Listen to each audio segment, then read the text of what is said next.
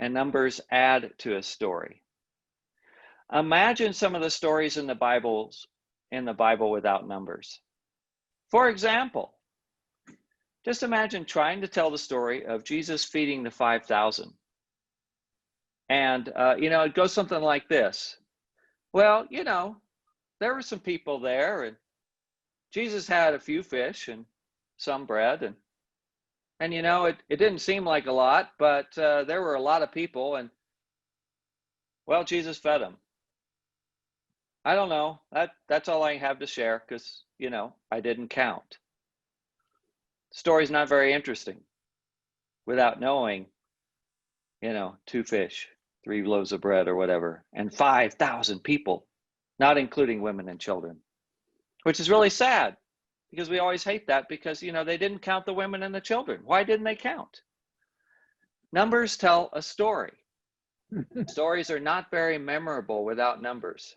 And let me say, this year will be a story we need to tell. We need to tell this year's story because this very well may be the year we mark as the beginning of a new kind of church. Or at least, as someone said earlier, a Reformation church. So, the purpose of counting. First of all, it is to tell a story. And I want to just share from a cabinet perspective what we do with the numbers. First of all, we use the numbers that you turn in every single year, often multiple times a year. We use those Ezra statistics as sort of the stats guy for the cabinet over the last 5 years. It's been my work in part to bring those numbers to the cabinet, and we try to find some meaning in those numbers. And let me go back. So, what do we look at? Well, we know that numbers tell a story, but we look for trends. That's often what we try to do with the numbers is we don't just look at, how many is Cameron United Methodist Church worshiping this year, but what's Cameron's trend? What's Frontier's trend? Is it going up? Is it going down? Is it in the middle? Is it staying pretty flat? And then we also look for discontinuities. So let me just talk about trends. Trends may tell us that something is working, or trends may tell us that something may not be working. And what do we need to provide as resources to a congregation regarding pastoral leadership, regarding training, regarding any kind of resources. So we use those numbers to look to see what's happened over the period of time. We also look for discontinuities, for major changes, right?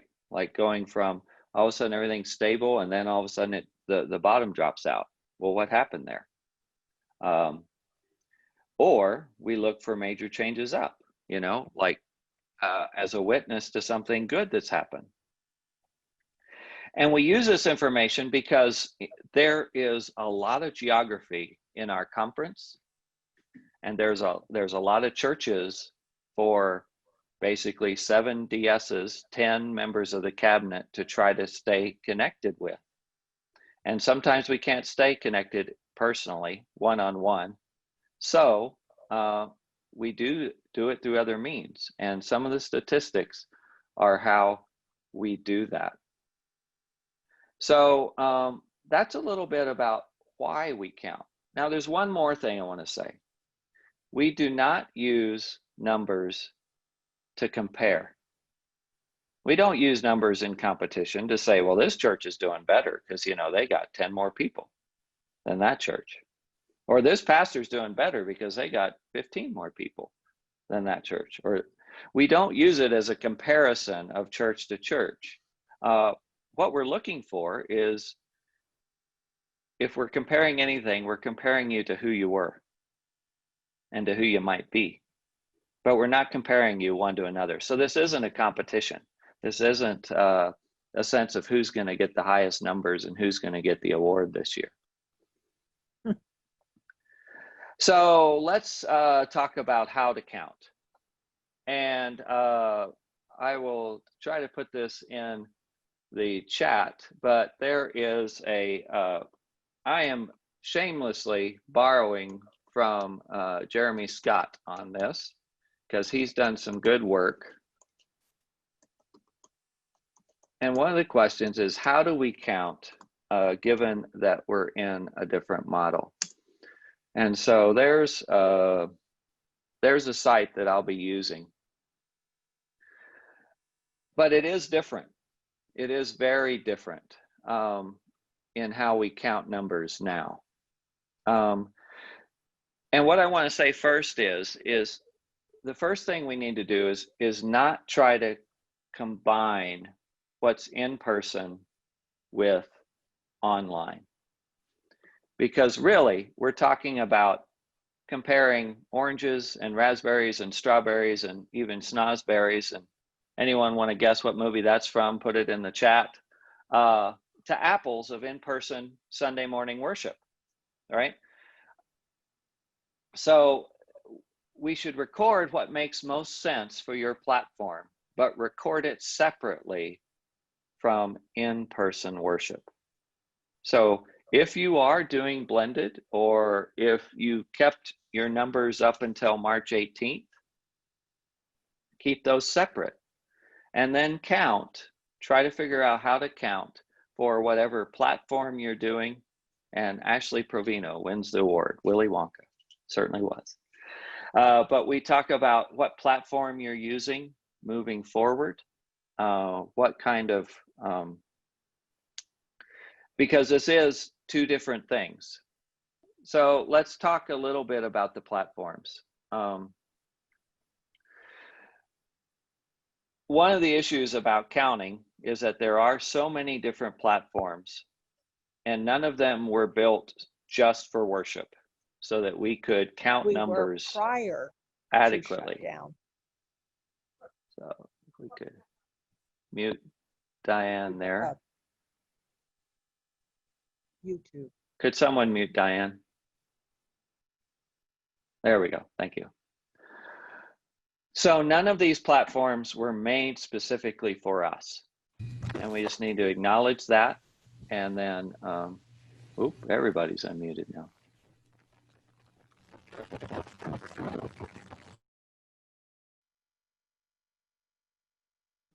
Now I'm muted. Okay, there we go.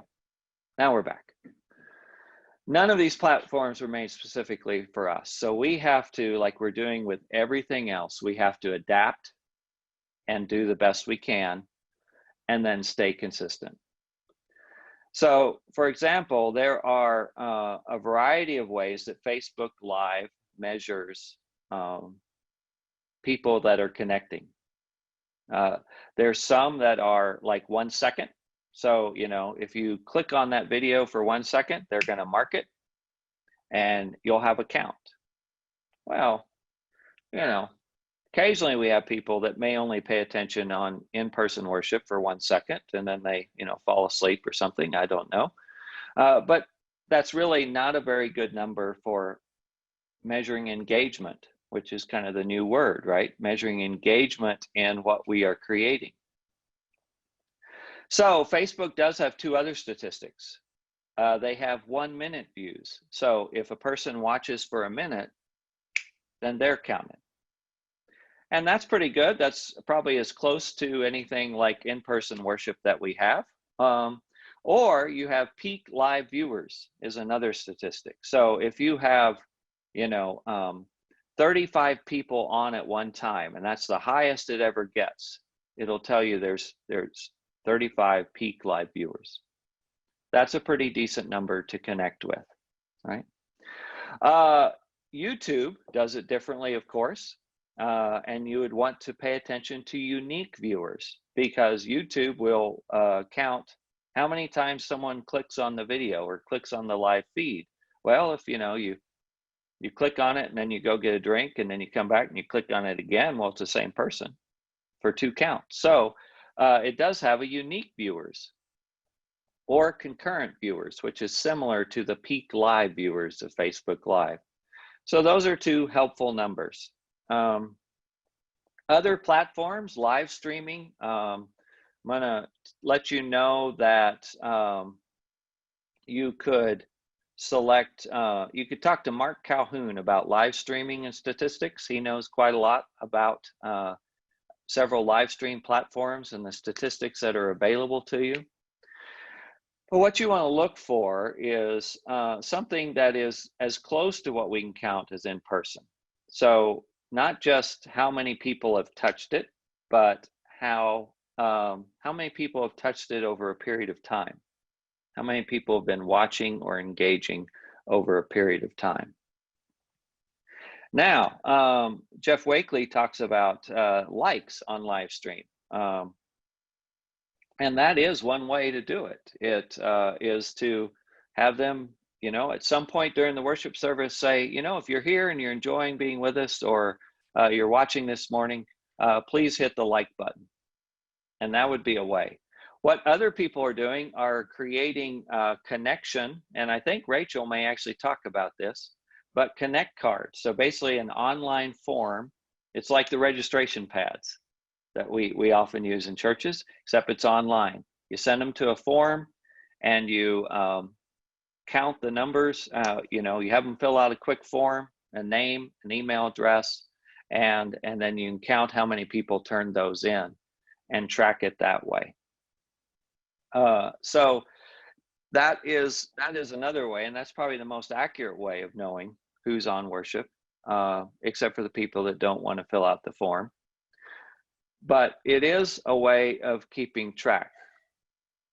Now, what we talked about was the key thing is to be consistent, because we talked about trends.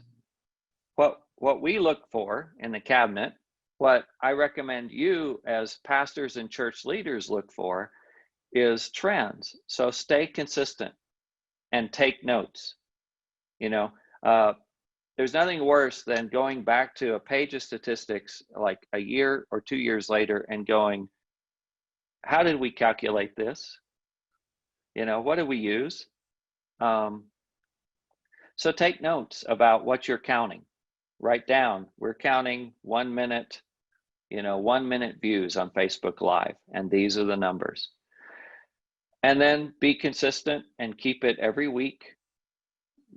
Record it at the same time every week, right? So maybe if you're doing a Facebook Live, you don't want to count right after the video is shown. Maybe you want to wait till Saturday night when someone may have gone back and watched that video, because they're engaging with you as well, but they're not engaging all at the same time. That's one of the other challenges. And then how to count. How do we then record this when the time comes? And this is for the pastors, not so much for the lay people, but lay folk, you need to know that every year the pastors are required to turn in their end of the year reports to Ezra. And what we want you to do in this year is track in-person worship separately from online worship in Ezra. And there are 2 different lines in the Ezra tables for that. So if they were in person, you track them there. If they were online, you track them there. What happens in this strange hybrid time of yellow when we may be doing both? When we can't fill the sanctuary because we have to social distance, so we can only, put 25 people in the sanctuary, but we also do our online. Well, this is something that Jeremy suggested that the cabinet has approved as our formal way of doing it, is while we're in yellow, if you don't want to track in person separately, count them in the online. Think of them as a live audience for your online recording, and put them in the online section until we open up to green.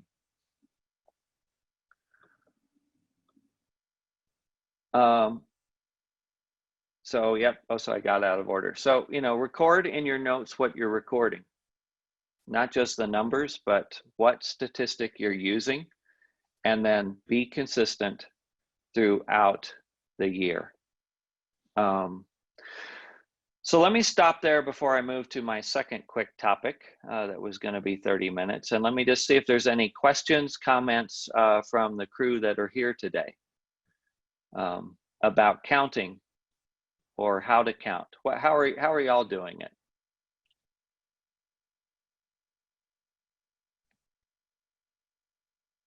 Any questions? Yeah, Jeff, my question for you is a church like Swatch where no one really, other than maybe 2 or 3 people, are doing the online because they're 80 or 90 years old and are just not using it, won't. So, and we're not obviously meeting in the church. Do we just count them as not anything? I'm sending the sermon out. I'm sending the form of the worship service out. As far as printed version, I was sending it videoed, but they told me they don't have a DVD player, which I can't believe. But anyway, so how do you handle that? I think there's a couple ways. One, I would not count them anyway in the in-person line. Let's just understand it's going to be different. Now, one suggestion I didn't put in the slides as far as the in-person is it's about averages, right? So because if you're not meeting at all, that Sunday shouldn't count against the average anyway. It's not that you don't have anybody in worship, it's that you're not meeting. For like an example, when I served Laramie, one year there were 2 Sundays I had to close worship. One was it was icy outside and we couldn't come. And the second was the heating system died. And I wasn't gonna have people hang out and worship in a 50-degree sanctuary. So that year, my average was based on 50 weeks, not 52 weeks. Okay. So keep track of the weeks that you are holding in-person worship and the weeks that you aren't, and use that in your average. For online, count the people that you have online. And use that. And if you still are sending out stuff, you could count people that way. You could count people with how many DVDs do I send out or whatever. And let me suggest, if you don't do DVDs, I haven't looked, but CDs, I have a feeling you can buy several CD players, really little ones, pretty cheap these days. And maybe you figure out a way of counting that, or of, if you don't have a DVD player, how can we get you one? I know you have a TV, so how can we get you a DVD player? How can someone go in for 10 minutes with a mask and hook it up for you so you can do it? All right. Let's see, Julie writes, for those of us with multi-point charges, do we just accept that we cannot track attendance separately or for online worship, or do we need to try and track engagement separately in some way? Julie, I think if you want to try to keep track separately, what I think you do is you create the engagement form, the online form, and request everyone click, or as JR, I think it was JR mentioned earlier, you can, if you're live streaming and they like it, you'll get like their name, and then you could split it out separately.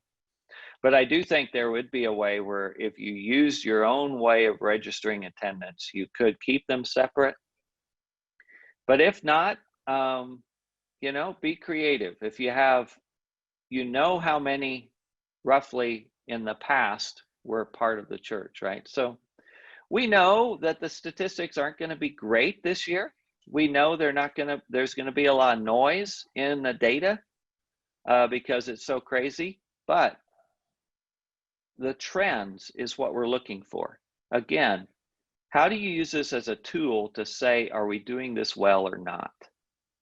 Are we improving how we're doing this and improving our reach or not? And that's what I'm most important for. JR asks, is there a place in the vital stats to say worship was not held? In the Ezra, no, there's not that. So what I'm going to suggest is you keep track of how many weeks in 2020 you held in-person worship, and you keep track for those weeks of who was in-person worship, and you sum one column, you sum the other column, and you divide, and you get an average. And that's what you turn in. All right. Currently, Val writes, currently Cameron is counting Zoom logins. Yeah, I think Zoom has that feature. So if you're doing Zoom worship, that's a great way of doing it. The disadvantage is that they don't include multiple person households. Grace United Methodist Church in Cheyenne, Wyoming, small church, but if you're a small church, this is one of your advantages. They had one person devoted to counting the faces on the screen. And if someone didn't have their face on the screen because they're such an intimate church, you know, they would say, hey, Joe, I see you don't have your camera on. How many people are with you today? And they take 5 minutes just to count people. And it was a great way of saying good morning and hello and having that little time together. Any other questions about counting? Exciting stuff, I know. Really exciting stuff here. Well, let me move on to my second topic.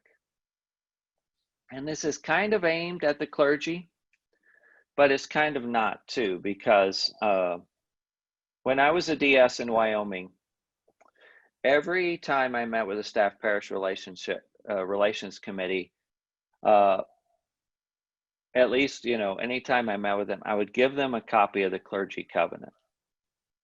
For those of you who don't know what the clergy covenant is, it's a document that describes how we relate to one another, especially in a pastoral transition. What are sort of the responsibilities we have as an incoming and outgoing pastor to one another regarding our communication and our relationship with this congregation, right? And kind of the basics are we're not going to speak ill of each other. We're not going to speak ill. Incoming pastor is not going to speak ill of the outgoing pastor. The outgoing pastor isn't going to speak ill of the incoming pastor. There's also, you know, the outgoing pastor is going to stay away from the congregation in a ways, and we describe what that is. They aren't going to attend worship for at least a year. They aren't going to engage in pastoral conversations. They aren't going to, you know, lead funerals or lead sermons. We set out some expectations for each other. Well, we're entering a new time where the boundaries between parishes are going away. Okay, Trey expects to be here in 10 minutes. So do you want me to pause, Emily, or just keep going? Keep going? I'll keep it brief. Okay. So, so one of the things is, you know, that covenant was based on the idea that parishes were geographically located. That I, as a pastor, was moving from place A to place B, but my congregation was staying in place A or place B. There are no boundaries today, folks. There are no boundaries.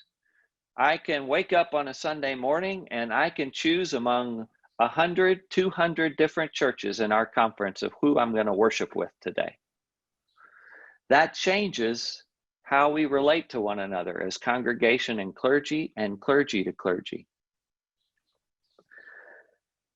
So how do we deal with that?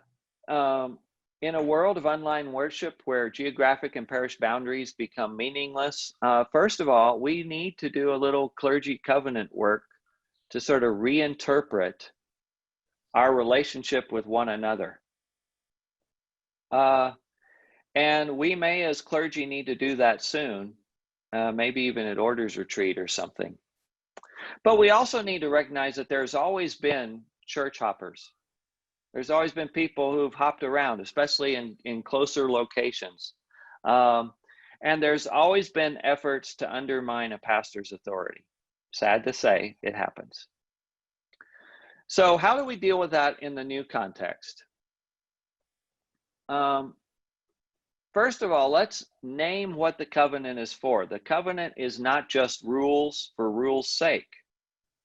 The covenant is to foster collegiality among clergy and provide the incoming pastor with the best opportunity for success by setting healthy parameters for communication between the former pastor and congregation members. We're trying to set up the incoming pastor for the best opportunity for success, and we're trying to build collegiality among clergy. So how do we do that in this new context? First of all, we need to stick to the parts of the covenant that do not require recognition of boundaries, right? Speaking no ill of a colleague to former or present congregation members does not change because we're all online. Clergy, don't do it. That part of the covenant you can keep regardless of whether we're in person or now online. There's other parts of that communication, you know, what's shared back and forth between the clergy. Those things can continue. Similarly, avoid conversations about churches that you're not appointed to with congregation members either from your church or the other church. Clergy, it's not your church. Stay out of it, right? If they're talking to you about your church, if someone from another church is visiting your worship service online and you're in some sense of a communication like a Zoom part of the worship or whatever, boy, talk up your church. That's quite all right. Tell them what's happening. Be excited. Tell them, you know, hey, we're struggling with this too. But don't talk about the other church. And don't be part of that conversation. Third, we don't have boundaries, so we should communicate more with one another as clergy. And what do I mean by this? Okay, maybe your church isn't doing online worship, or maybe you have a church, a parishioner who likes to hit 3 or 4 services in a day. You know, they're going to come to yours, they're going to then go over to John Smith's church or Susie's church. And maybe at Susie's church, that parishioner brings up a prayer concern during prayer time. And you know that that parishioner is from this other person's church. Susie should call the pastor and say, did you know that this parishioner's grandmother passed away? Share information. Communicate with each other. That's one of the good things about what's happening right now, is we are networking in ways we never did before. So share. Communicate and collaborate. And this really is not just for pastors, but for lay leaders as well. With no physical boundaries between parishes, this is a perfect opportunity for collaboration between clergy colleagues and churches. Plan worship together as a circuit, as a group of clergy friends, whatever. As churches nearby, share technology, right? If one church has a really good camera, well, work it out so that on Wednesday, that church is recording, and on Thursday, you can hand off that camera to someone else who doesn't have one, and then send it back. share technology, and even offer the deliverables as teams. We're all putting together these wonderful online worship experiences. Many of them are recorded and then compiled. Why should we not share those so that we can all experience the beauty, the creativity of more than our church? Share those deliverables. I know of 2 experiments that have happened. I know there was a group of clergy all across the state. There were one in Wyoming, one in Colorado, I think a couple in Montana. They decided right after Easter they were going to have a shared sermon series. And they split up the sermons and they used those for their online worship, each from a different pastor each week. I've also heard of several churches in a community doing that as well, and I think that was in Billings. And then offer to cover worship through sermon videos or etc. when colleagues need vacation time or time away, or just a week off from trying to produce a video. Share your video. Swap Sundays. Find some time to do this. And please, churches, lay people, accept these gifts from others. Accept these gifts from others. I know it's hard, especially for small churches, because small church is all about intimacy. It's all about knowing that person that's speaking to you. But this is a great time for us to get to know one another better and to sort of open up our sanctuary space to more people. So when your pastor says, you know, I'd really like to do this sermon series with my 3 other friends, accept that, welcome it, offer suggestions, offer support, but allow that to happen so that we can share the gifts. We're in a marathon. Let's be clear. Online worship is not going away, even when we do get to go back to our churches. Online worship is not going away. And if you kill it, you are missing an incredible opportunity. Online worship's not going away, so we need to set this up for the marathon. And the way we do that is sharing the load. Sharing the load. So let me offer up a time for questions about collaboration, about the clergy covenant and communication. By the way, someone privately texted me, what is a deliverable? A deliverable is the video. It is the worship experience that we are transmitting out there, either live, like live stream in the moment, or a pre-recorded video that is shared, premiered at a certain time, but may have been created beforehand. So that's good. Okay, I'm gonna give us a timeout. We only have 1 hour with Trey. We were supposed to have 90 minutes, but just because of the times change situation, if you do have questions about this, please put them in the chat and we will come back to them at lunch. So, all right, Trey Hall coming to us live from England. Thanks for being with us. Well, it's great to be with you all, and my humble apologies for being late. I had put it in my British calendar for 5 o'clock British time, which was an hour later than I was supposed to be there. So I'm really, really sorry. Sorry to waste y'all's time, but lovely to be able to hear the end of Jeff's conversation. So everyone's done introductions. We have about an hour, right? Is that what we have? And I have been in lots of Zoom conversations over the past 4 months, like y'all have. And I was trying to think about what I've learned over all those extended Zoom conversations. And this may just be my learning style, but I can remember a couple of like really fabulous keynotes that were 45 minutes long. But again, this is just maybe my learning style. I remember the stuff where I've been given a prompt or a story or a little reflection and have been asked to sort of engage that. And so I plan for our next hour to really do sort of a kind of a hodgepodge of stuff. We'll see what sticks, but I have a couple little things to share, some stories, some reflections, but some chances for y'all to kind of dialogue together. And we'll do that in small groups a couple times, just for quick breakout groups, and then hopefully using the chat function. So, and I won't be able to respond to everything or anything in the chat really, but just sort of using that as a way to cascade our responses up into the space. We're all learning how to be doing participatory kind of community in the Zoom. So hopefully we'll see what happens. Can we pray as we go? Is that all right? Let's pray. Lord, may I speak in your name.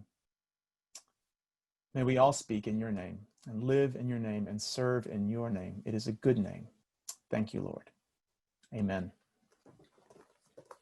So I'm going to invite you to just sort of stay with me or not. You have the option to sort of turn your cameras off or on. Emily has given you the power to use your microphone. So I will invite you to sort of speak and at times through this. So just let's see what happens.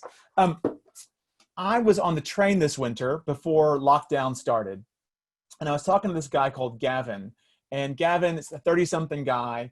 And when I mentioned that I was a pastor, he said, what is a pastor? Now, this is in England, so it's a little different context, but maybe not that different from some context in the US. Like, what's a pastor? And I sort of explained what a pastor was. And he said, I've never been to church. Then he said, I think I believe in God. I'm not an atheist, I don't think, but even though I believe in God or think I believe in God, I don't know how to experience God.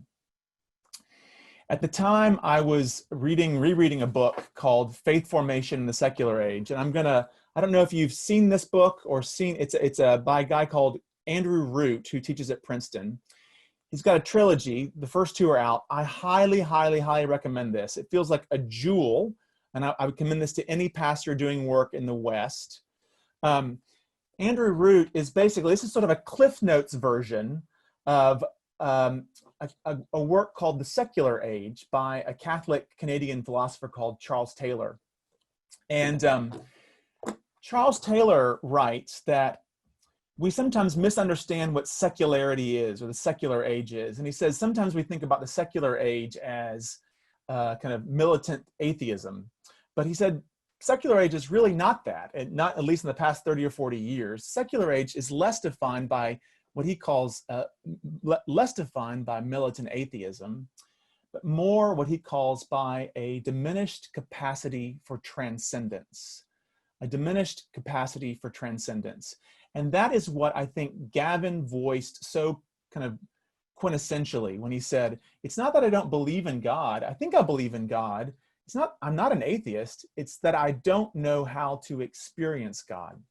So Charles Taylor says, over the course of history, and this has been accelerating since the Reformation, there has been what he calls this collapse of transcendence.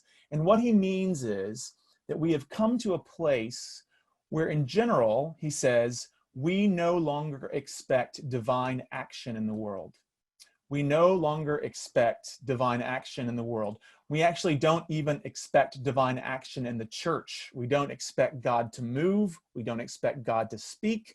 We don't expect God to intervene. We don't expect God to act or show up. And he says, of course, we may not talk that way. And some of us that may recoil at that statement and say, well, of course we believe God moves. But Taylor is talking about what has happened culturally, that we culturally, even in the church, especially in the church, don't expect or experience it. And this lack of expectation that God will move or intervene or speak or act is largely unconscious. We wouldn't know how to articulate it, but he says we feel it as a malaise. We feel it as a malaise, even an unconscious malaise. And some of the symptoms of this malaise are a sense that the world is all there is, that our search for meaning is precarious and fragile, that life is empty and flat. And so I'm going to put this question in the chat and see what you think. So if someone on a train sees your business card and they see the word pastor or lay minister or whatever you are, and says, "What's a pastor?" Here's the question: how do you respond given your own experience and given that collapse of transcendence? How do you respond to that collapse in the conditions of the collapse of transcendence where people don't expect God to act? How do you respond? What is a pastor? What's a pastor for? So I'm just going to give you 60 seconds to think, and I'm going to invite you to type your answer or the fragment of your answer or a word or two of your answer into that chat room.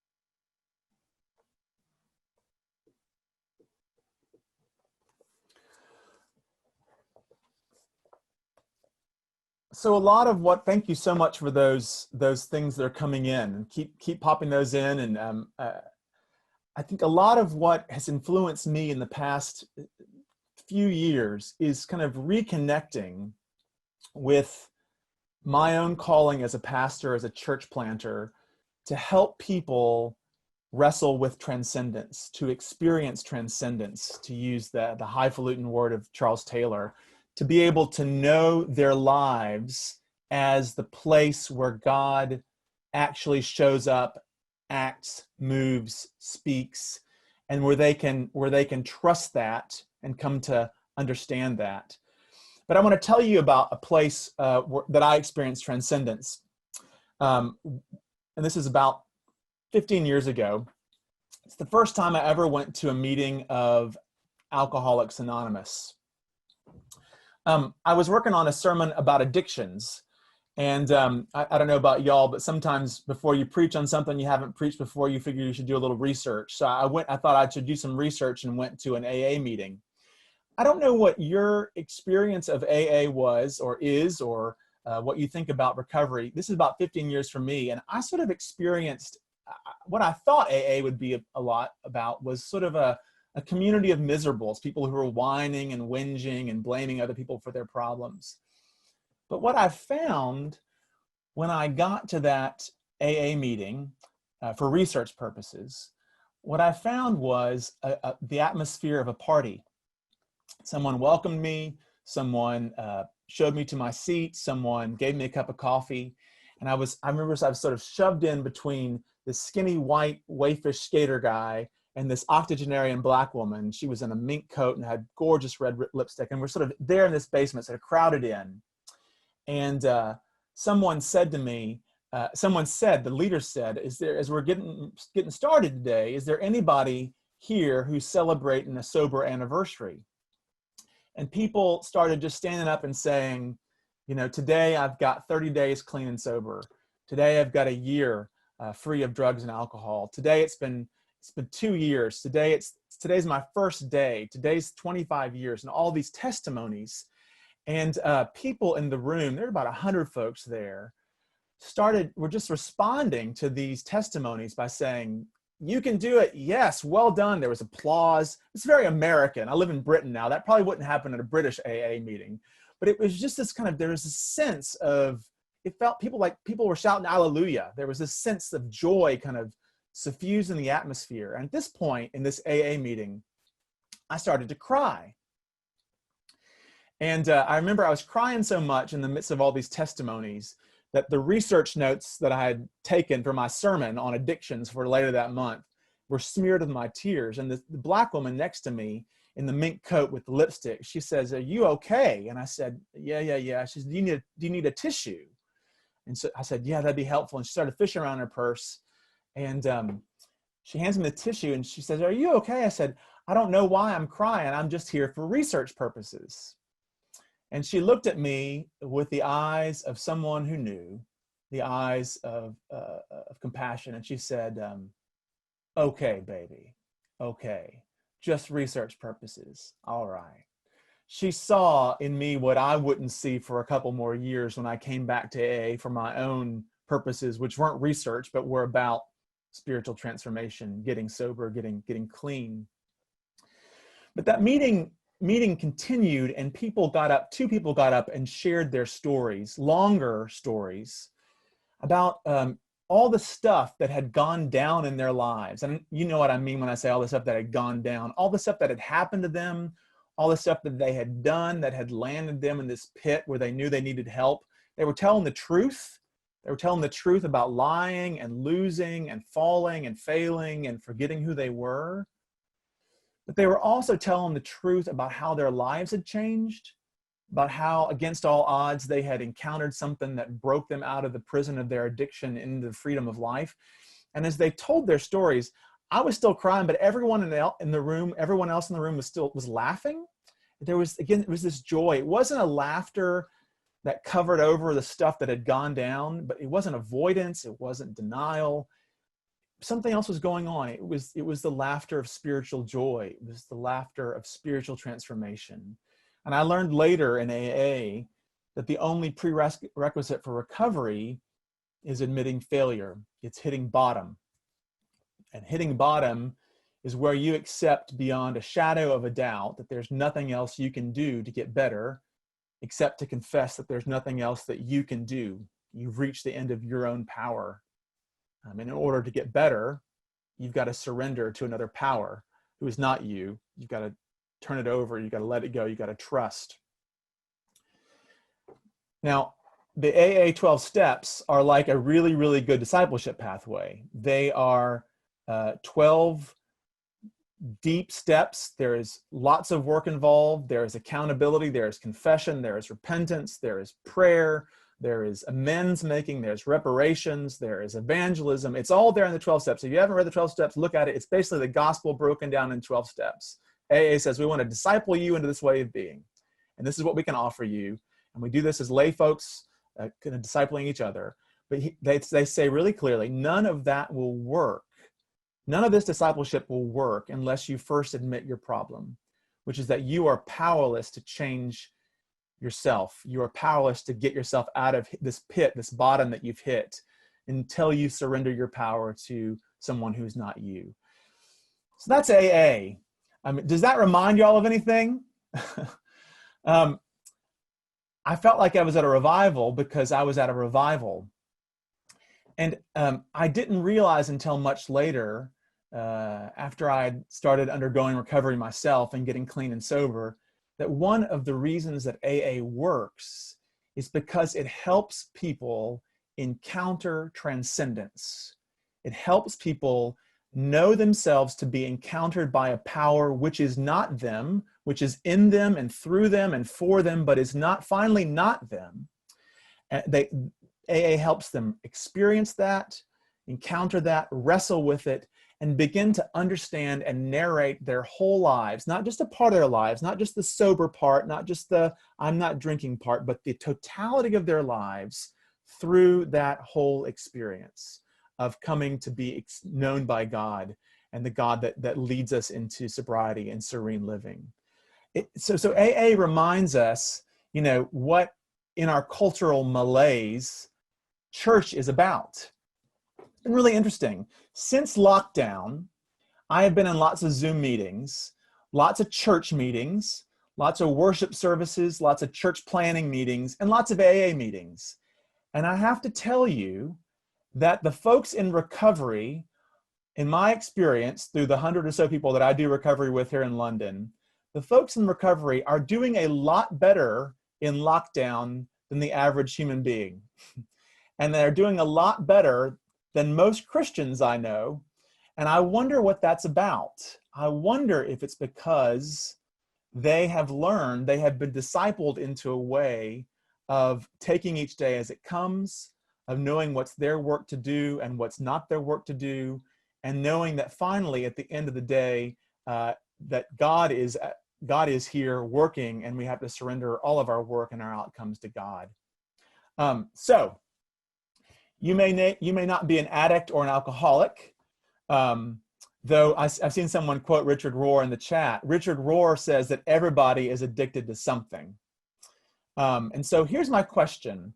I'm really convinced that church in the 21st century, in lockdown, out of lockdown, COVID resilient, we're never going to be post-COVID, but the church of the 21st century that's growing, that's evangelistic, that's inclusive, that's justice seeking, that's all of those things together, is going to have at its root a sense that the people who are part of that church are undergoing something. They are undergoing transcendence. They are undergoing a power that is not them, that is doing something in their lives. And they will be it'll be such a norm for the, like AA, a norm that they will be able to spot and discern and suss out and watch for the movement of God, and be able to talk about how they're experiencing that in their life now. Now, maybe some of your churches are doing that already, all the time. My experience of church, at least in Britain, is that we're trying to get folks to move into that way. My experience with a lot of American churches is that that's not the normal way of practice or being. So it starts with, I don't want to say it starts with, it includes leaders, clergy leaders, lay leaders, knowing themselves to be people who are undergoing God, knowing themselves to be people who are undergoing transcendence, who are undergoing the gospel. And so I'd like to break you into rooms now, just for about, Emily, you can put us into groups of 3 or 4, is that all right?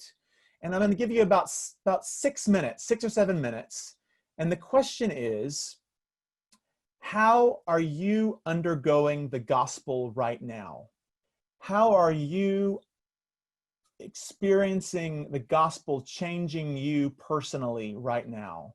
And so I'm going to invite you to be vulnerable. I'm not asking you to talk about how God is leading you to change your church right now. I'm not asking you to talk about how God is showing you how to save the denomination right now. I'm saying, how are you undergoing the gospel right now as a disciple, as one who is encountering transcendence? Does that make sense? So a little micro testimony that you're going to be able to offer your colleagues in Christ, in the clergy, in ministry. And then we'll come back in about 6 minutes. So see you then.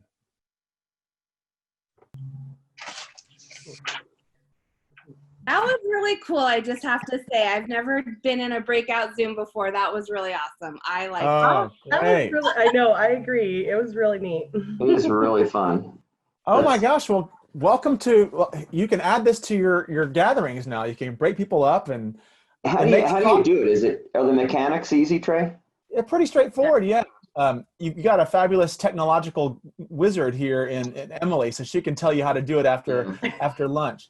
It makes everything better. I mean, because again, it's so much with Zoom. When you're doing a talking head kind of thing, whether you're preaching or presenting, you don't get any feedback, right? Because there's just the mics are off. So whether it's coffee hour or a presentation or whatever, to have breakout groups, it just makes it feel more human, incarnational. Yeah. So wonderful. I hope you were able to share kind of quasi-vulnerably. I know these are colleagues, so it's, you're not in a covenant group in the same way, and sometimes you don't want to be vulnerable. But I just want to say, I think that, I guess what I was trying to say before is going down to the bottom, going down to the foundations of things, going down to the tectonic plate of grace, of God, of reality. That's what this is all about. And I think we don't want to be playing church. We want to be doing this.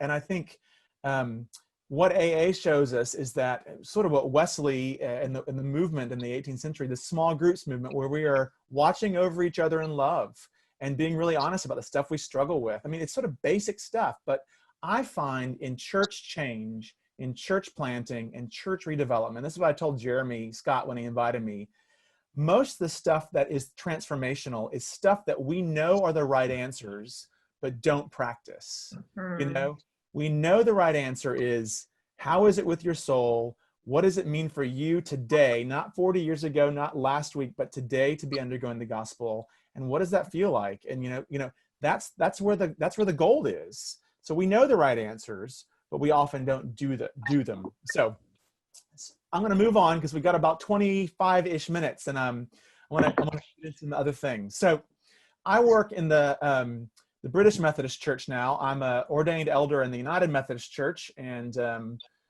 was a church planter there. And now I kind of work for the general church. And so I help the whole church think about planting new things, evangelism. And we did the Methodist Church did some ecumenical studies about 5 to 6 years ago. And they were interested in what kind of churches were growing.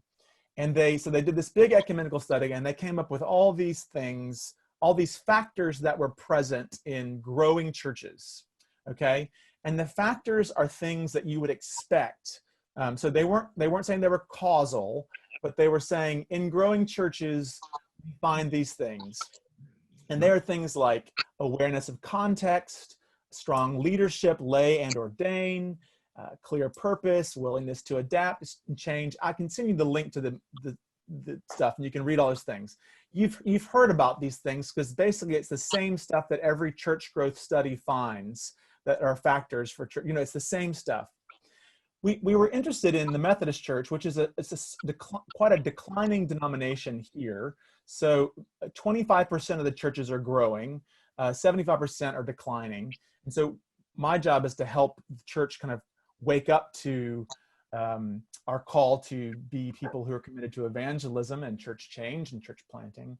But we wanted to look particularly at the Methodist churches, not just the ecumenical church, and things here are kind of dominated ecumenically by the Church of England, that's not saying anything bad about the Church of England, but Methodists are the sort of small cousins, small kissing cousins. It's sort of like us in the United Methodist Church and the Episcopal Church. And so the size is very different. Anyway, we wanted to study the Methodist churches that were growing. And we underwent a study of about 50 churches that were growing, and the same kind of scattershot stuff of factors that were present in these churches. But there was one thing that was in every church that was growing, every Methodist church, one thing that was present. It was the thing that was present in all of them in some form or fashion. They talked about it in slightly different ways, but there was one thing that was present. And I wonder if anyone wants to hazard just a quick guess, unmute yourself, and see what was the thing that was present in every church that was growing, Methodist church in Britain. Anyone want to guess?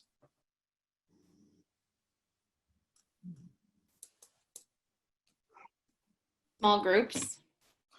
That was a good one. That wasn't it though. Good child care. Nope. Meeting outside the church. They often did that, but that wasn't the one thing. I'll tell you the one thing. Pathway is my guess.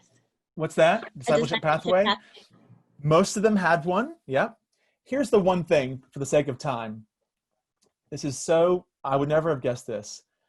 The one thing was that all of them had named intentionally that their mission in part was to make new disciples of Jesus Christ. And I was like, that's it? I mean, they were doing all kinds of other things, but they had in their mission planning, and they were saying what they were for, what their primary things were for. They had that they knew one of their main purposes was to make new disciples of Jesus Christ. Now, I know that's our denominational mission statement, but it's not the denominational mission statement here, interestingly.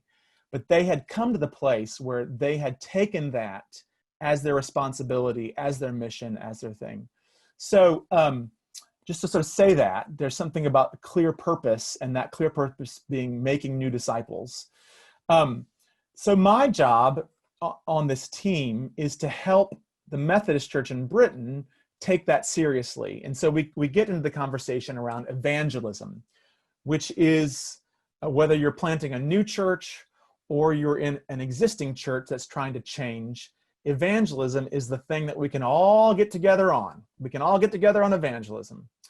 And I just want to say, I know y'all's conference a little bit because I've done some work there, and I love y'all's conference, what I know about it. So, but I don't have a read on it culturally to be able to know how y'all would answer this question.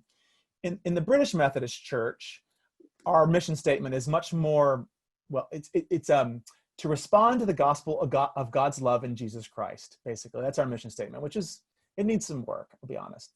To respond to the gospel of God's love in Jesus Christ. And we do that in 4 ways: worship, service and justice, learning and caring, and evangelism. So in the past 18 months, we've been developing this huge evangelism strategy. And so I've been going around consulting in every district, at every sort of conference. All 30 districts in the Methodist Church here have had all these large group meetings, huge consultations with thousands of people. And in every large group consultation, I've had them rate their churches, whether they're existing churches or new churches, on those things. So worship, learning and caring, service, justice, and evangelism. And I would say, rate those things in order of importance for your local church, right? So, right. And then I have had them hold up their hands. I'm here to tell you, since we only have a short amount of time, evangelism has been number 4 for every individual, every church that's ever been in one of those consultations. So I just want to, that's where we find ourselves in the British Methodist Church, okay? I don't know if you would say the same in the Mountain Sky Conference, but I hunch that there are lots of places in the US where if you ask most churches, it's not that they're not saying that evangelism's not on the menu, but they say it's the least important thing, or it's the least prioritized thing. So we started here, and I have a hunch, I mean, this is in Northern Illinois Conference, that's my conference. I have a hunch we're in a kind of similar place as we are, lots of churches are in a similar place as we are in Britain. And so I would love to play a game with you that I play with folks on the ground in Britain. And that's what I call this evangelism spectrum. And so do y'all have on your screens the reaction at the bottom? So everyone, could you stick your thumbs up right now so I can sort of see? Just thumbs up, great. Use that function. Use that function if you can on the reaction so I can sort of see. Right, brilliant, okay. So now take your thumbs off. We don't want to see them anymore. Unreact, it should just sort of clear out. Okay, so here's the thing. Imagine in this room a spectrum, and at the one end, on say closer to the 1 end of the spectrum from 1 to 5, on the one end is I am an evangelist. I am an evangelist. And on the 5 end of the spectrum is I am not an evangelist. Okay, so that's the game we're going to play. 1 to 5, I am an evangelist. I am not an evangelist. Here are the rules of the game. Now, this is a great game to play, y'all, with your congregations. Because if we think that evangelism, as I do, and I'm sure y'all do, that evangelism is not just the work of the pastor or one evangelist, but it's the work of the entire body of Christ, the work of the whole local church. We are all called in some ways to be evangelists in our own ways. And this is a great way to sort of surface some of the anxieties or gifts about evangelism. So the name of the game is No Shame. So we are where we are. We're not making fun of each other. Jeff is no longer the DS, so he's not going to be, he's not going to be looking at that. And so I'm an evangelist, I'm not an evangelist, somewhere on the spectrum. The name of the game is, if you don't like the word evangelism, that's okay. Substitute in whatever word you use for sharing the good news. And the name of the game is Be Where You Actually Are, Not Where You Think You Should Be because of a book you just read or because Elaine Heath is amazing and you want to be her or whatever. Just be where you are, okay? So obviously this is a fun game to play when we can be together, and y'all, maybe if you're meeting in fields with your churches, you can do this, I don't know. But I'm gonna invite you, I'm gonna move down the scale from 1 being I am to 5, I am not, and obviously it's a spectrum, and I'm gonna invite you to put up your thumbs. So let's go with 1. Who is 1? I am an evangelist. Okay. How many of you would be on the 2? I am I am not an evangelist. I'm an evangelist, but not quite a 1. So 2, you get the point. 3, let's hear it for the Methodist middle. Anybody joining in right in the middle of things? Right. 4, sort of on that end of the scale, I'm not sure I'm an evangelist.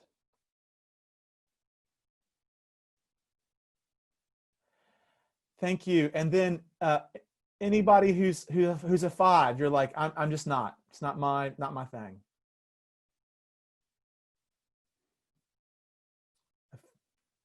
I see a couple. Thank you for willingness to be honest. So I'm going to invite you just to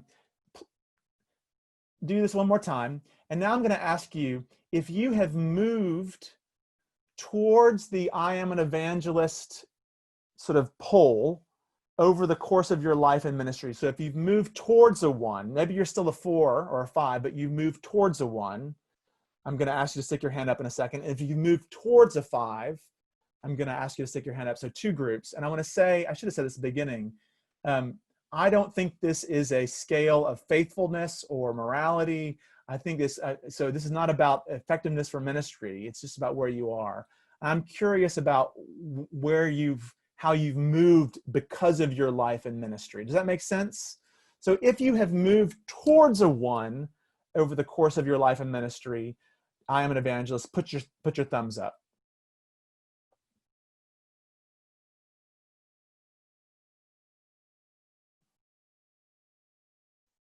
Okay, and if you've moved the other way because of your life and ministry, you've moved towards I am not an evangelist, stick your thumbs up.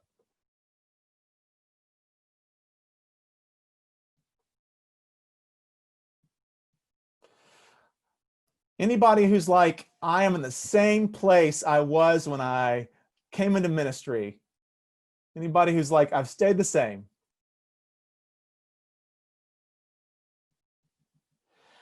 I'm going to do a dangerous thing in a Zoom call and just invite you, just if you want, to unmute yourselves and seriously, a micro testimony of if you've moved this way towards 1, what has it been that's helped you move that way?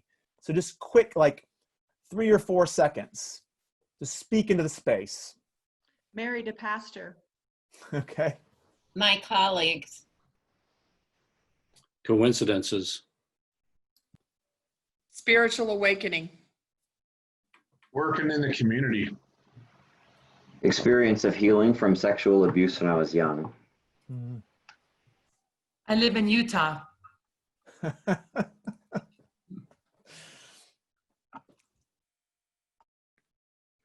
Thank you so much.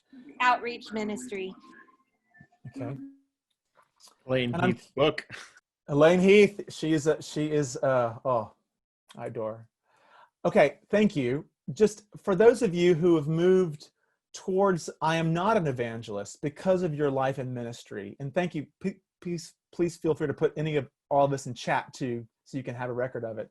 But for those of you who moved the other way, I'm curious, what have been the factors or influences that have led you in faith in your life to move that way on the spectrum? You want to speak those aloud?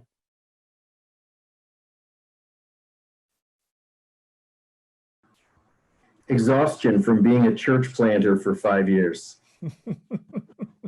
I hear you, brother.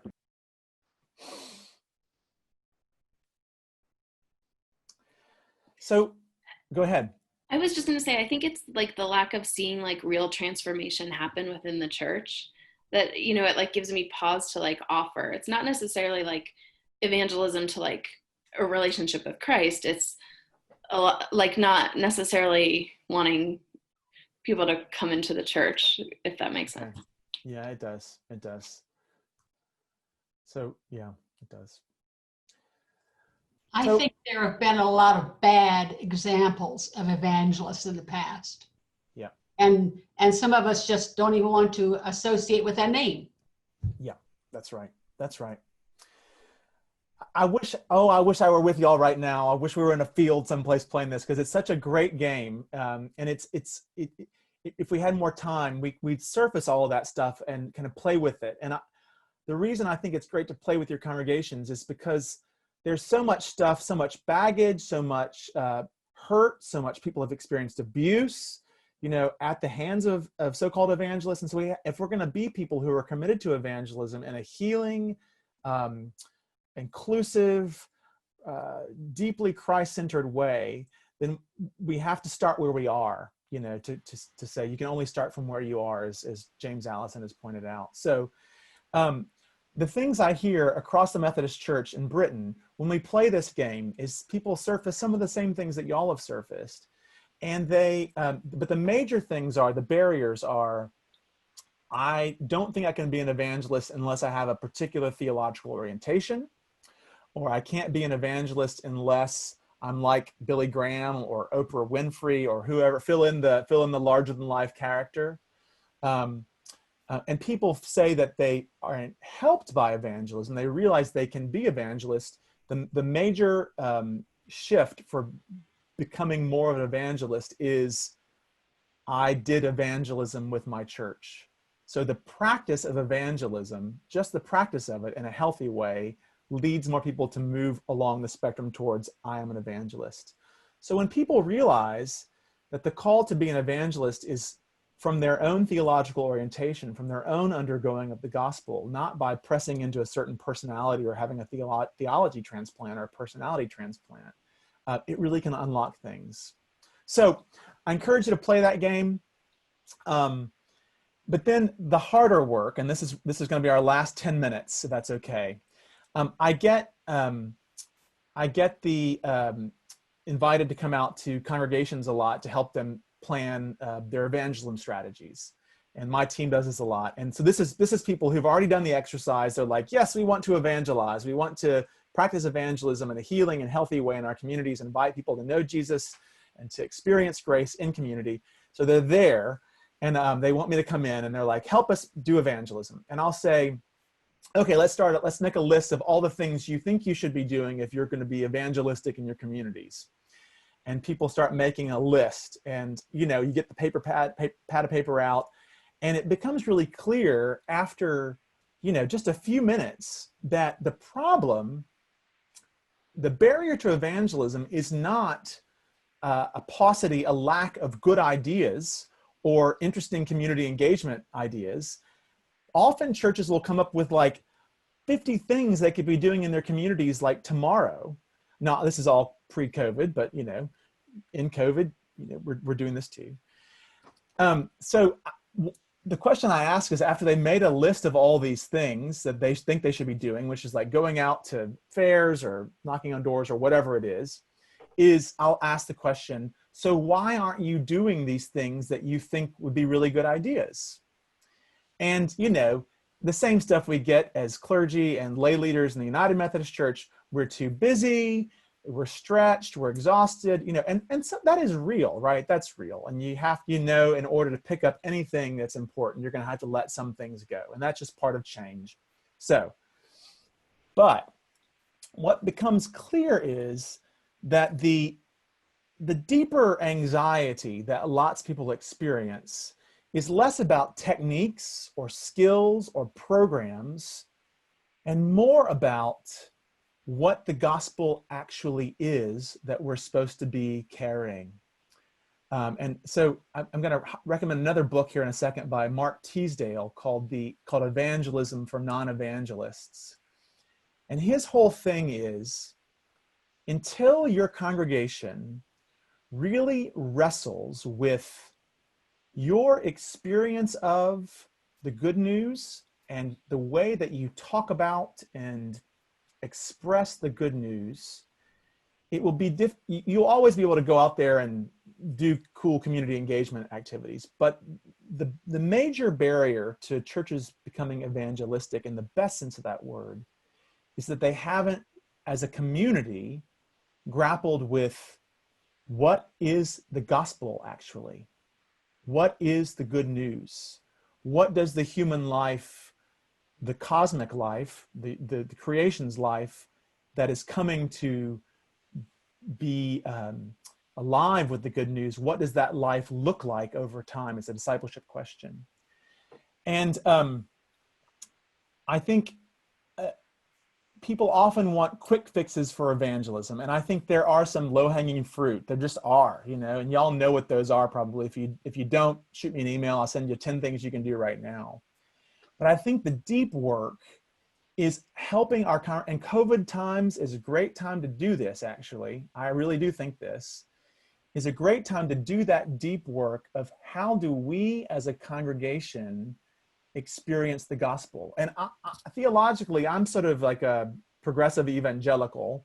That's where I am, with some contemplative proclivities.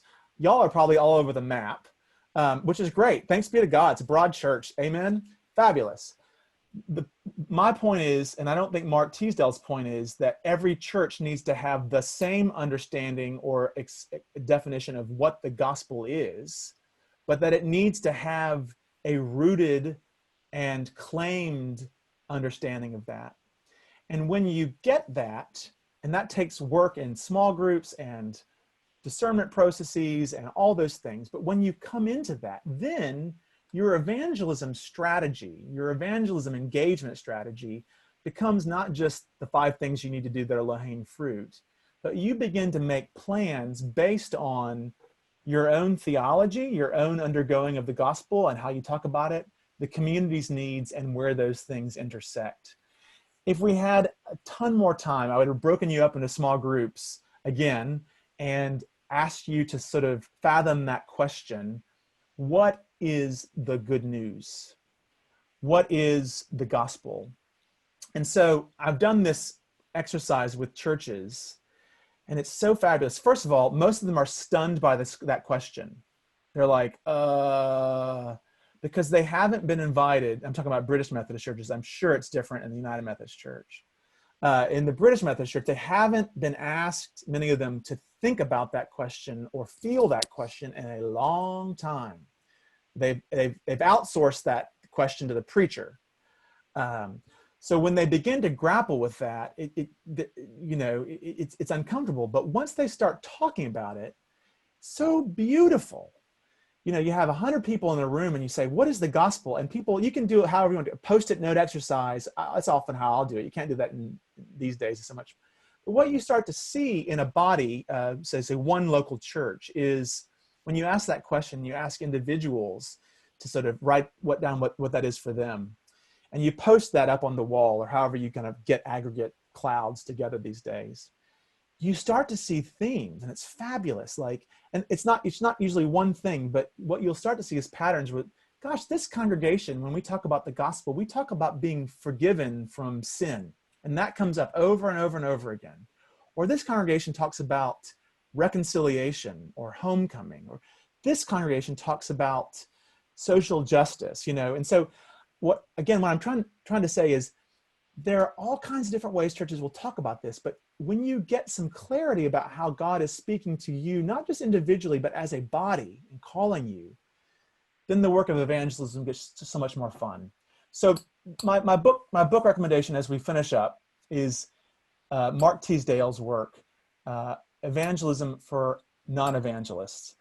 And I commend that to you. I give it to people here all the time. Non-evangelists, thank you. It's accessible. It's a great workbook. And if you're interested in how your congregation moves into that kind of thinking about evangelism and change, which again, I think is the undercurrent of any church change, new church or old church. Mark and Heather Lear, L-E-A-R, who used to be on general church staff for UMC in evangelism and now works for the Foundation for Evangelism. They are doing, starting this winter, an online forum that works through that book, particularly for small churches that are struggling with evangelism. And so it's going to be really affordable. So I commend that to you, and you can email me or just Google it. It's out there. But that is the kind of work that I feel like is the deep, good, long-term work. So it's not a quick fix, but deep stuff. Friends, can I just say that, again, I apologize. I wish I could have had the full time with y'all, but thank you so much for making time for me and my missed schedule. It's been lovely to to share a little bit and to hear a little bit from y'all. And I guess I don't know if we have time for questions or not. Probably we don't, because you're moving on to the next thing. But Emily, is there anything you want to say as we finish up? We have enough time for questions, so I can keep putting people in breakout sessions. So just a few question and answer, and then we'll move to our next thing. Thank you so much for your time and sharing your gifts. My pleasure, really. Any questions? I'm going to invite you to sort of speak them out, so because the chat's sort of flowing. But anybody have a question they want to ask me in the next 5 minutes or so? Well, how do we engage in evangelism when we can't leave the house? Yep. Well, I'll tell you what I've been doing with the church plant I'm part of is we've been hosting all of these kind of online groups that are not about the gospel. They're about, depression. They're about parenting. They're about, felt needs. And people have come into those groups or those conversations. Some of them are small groups, some of them are just conversation events, and have signed up on Facebook or whatever. And we are able, I'm not the pastor of this thing, but the pastoral leaders are able to follow up with those people who aren't on our social media kind of circles, but have liked stuff. So we know who they are and have followed up to invite them to a one-to-one. So you maybe heard me bang on about one-to-ones in previous trainings. But people are actually these days locked down, not everyone, but we found that 1 out of 3 folks will respond to an invitation to a chat, an informal chat. So that's one way you can do it, is by engaging online. I'm sure there are many others. That's one way we're doing it right now in the church plant here in London. Other questions?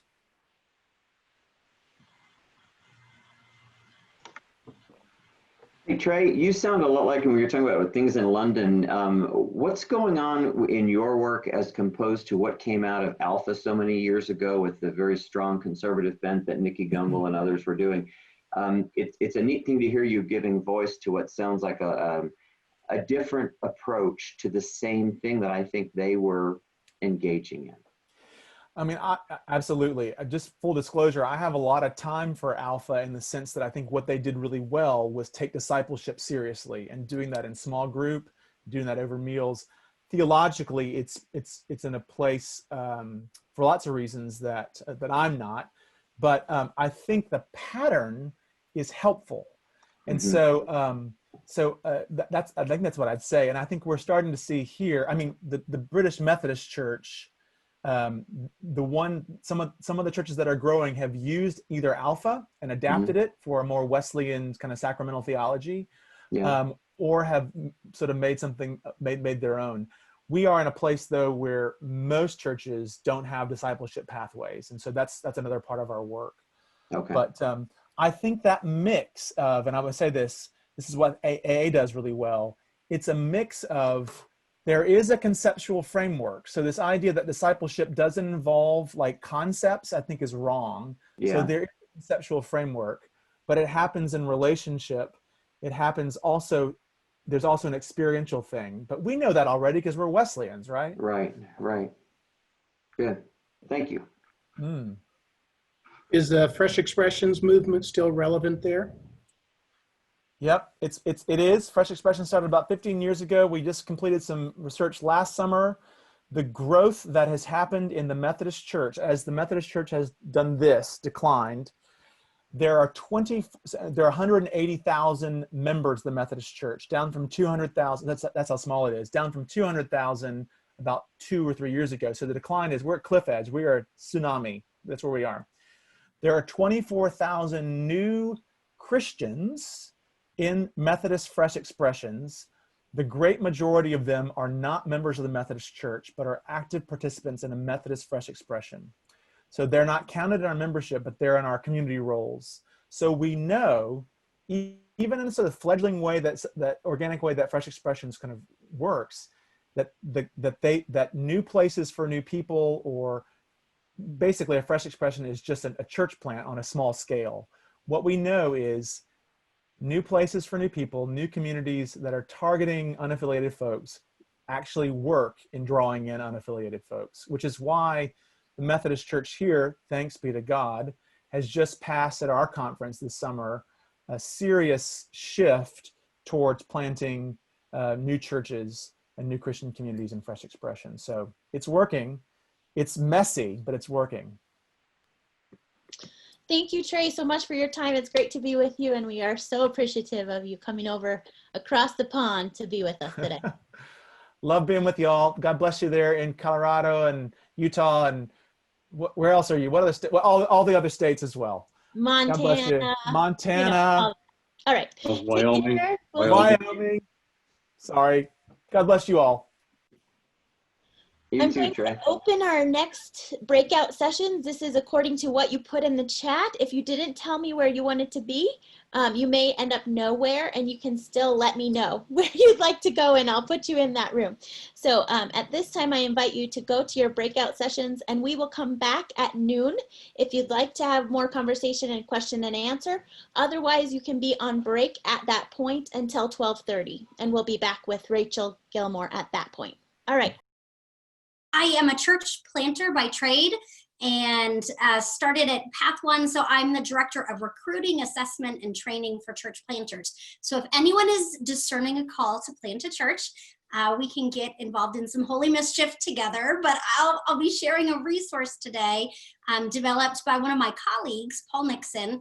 He provided the general framework and outline, and then I've added in some extra content for us to discuss and go deeper in, and it's called Relaunch. So it's a free tool. There's a video that you can watch and a study guide on the Path One website, actually in 2 parts, if you're interested in this, because I've been telling people every single pastor right now is a church planter, because the world is different, ministry is different, what church will look and feel like when we go back, if we go back, how we go back, has all changed. So we're excited to offer you resources, support, and encouragement. We can do this together. So let me share. Oh, can you enable screen sharing, Emily? And I'll slide that. Thanks. Totally okay. Hold on. Yeah, I prefer visuals so you don't have to look at me the whole time, right? Zoom fatigue is real. I have to find you, sorry. You guys heard from Trey Hall this morning, is that correct? Trey's amazing. He and I go back. We were at one of the first United Methodist Church plant trainings together like 10 years ago, so. Sorry, Emily. Does anyone have any questions before I dive in? I think you should be good to go now. Okay, perfect. Thank you. Awesome. Okay. So here's the reality. We are not going back to church as it was, like ever again. There is a new normal. And so it can be really tempting and easy for our churches to want to go back to Egypt and the way things were, but this is an opportunity to innovate and to do things differently, to rethink church. So when we think about going back, one of the first questions that we need to ask the leaders in our church are how we're building relationships. And this has been going on for long enough now, 5 months or so, that you might have some data, hopefully you're compiling it, about who is it that you're reaching, how are you reaching them, how are you staying connected to them, and how can you meet new people. So, track all of this. And a common mistake that pastors are making is, they'll live stream their Facebook Sunday morning service and then say, wow, 8,000 people have watched it this week. But if you go into the analytics bar, there were only maybe 40 or 50 that watched the entire service, or more than 5 or 10 seconds of it. So look at that data. Sometimes we get really excited with the increase in the number of people that we're reaching, but see how engaged they really are. And look at your current congregation, who is live streaming with you, who's willing to be a virtual greeter or usher, and who's kind of disconnected from the church. So these are really, really important guiding questions to think about as we're preparing to launch and go back. I wish I could bring up the chat function, but I'm not sure how things are for you, but in Tennessee, people are not taking COVID as seriously, so things are still pretty much open, and people don't have to wear masks. School is going back with no social distancing or masks. So make sure that you're making wise decisions and being very cautious, because you don't want to be the church that's unaware of the community that they're ministering to and the community that they want to reach out to, and are doing things in an unsafe fashion. So have you guys been asking these questions of each other or starting to formulate plans based on your reach? Awesome. Okay, let me proceed here because there's so many ideas to share. So one of the main ways that churches are connecting with new people is online worship. That's kind of the new normal for us. So some churches are having a coffee time before or after worship via Zoom. So everyone logs in early in a Zoom room and then they can chat and talk to each other. The chat bar is crucial. So when it comes to measuring how you're building relationships with people and who you're reaching, nothing is more indicative of engagement than how active your chat bar is during worship.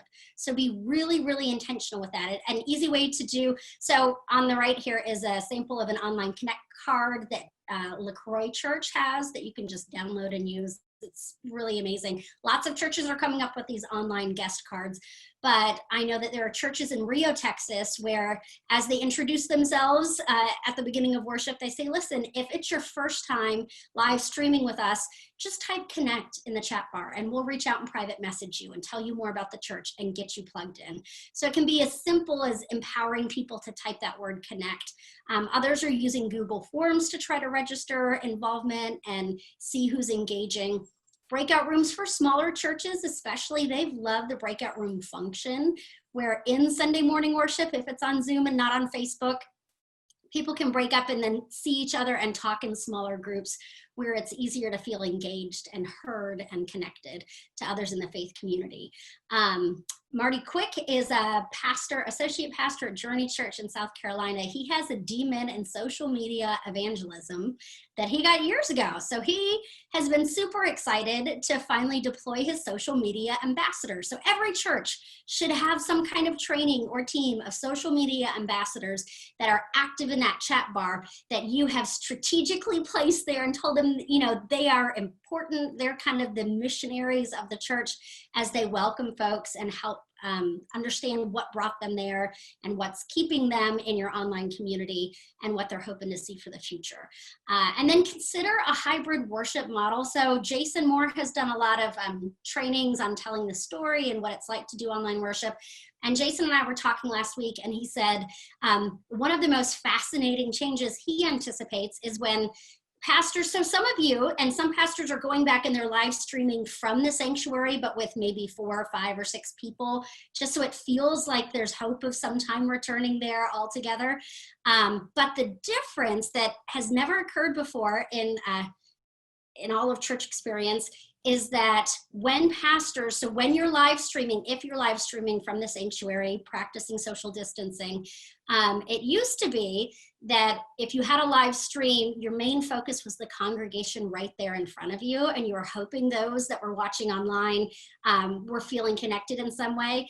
But he said we're seeing now a hybrid worship model where churches that are most effective in engagement when they're live streaming from the sanctuary are intentionally doing things and looking at their virtual congregation and not their in-person congregation, because that's where the vast majority of the congregation is now. So that's just totally different and antithetical to how it's been done in the past. So he said, you know, if you're live streaming from the sanctuary, it might be as simple as, you know, it's our prayer time. People can share their prayer requests live, but I also want you to text in, here's my number, or here's the email address, or here's a way to share all of your prayer requests from wherever you're watching us virtually because you matter, or encouraging everybody in the congregate, physically in the space, and those that are live streaming, everybody pick up your phones right now together and text someone that you know, that you love them, that you're thinking about them, that you care about them. So everybody together in person and online is able to engage in worship virtually using their own personal phone. So we've got to rethink, you know, every element of worship. A lot of churches are also adding in, you know, you would have some churches would do projections and have PowerPoints or put the scripture up as they're preaching.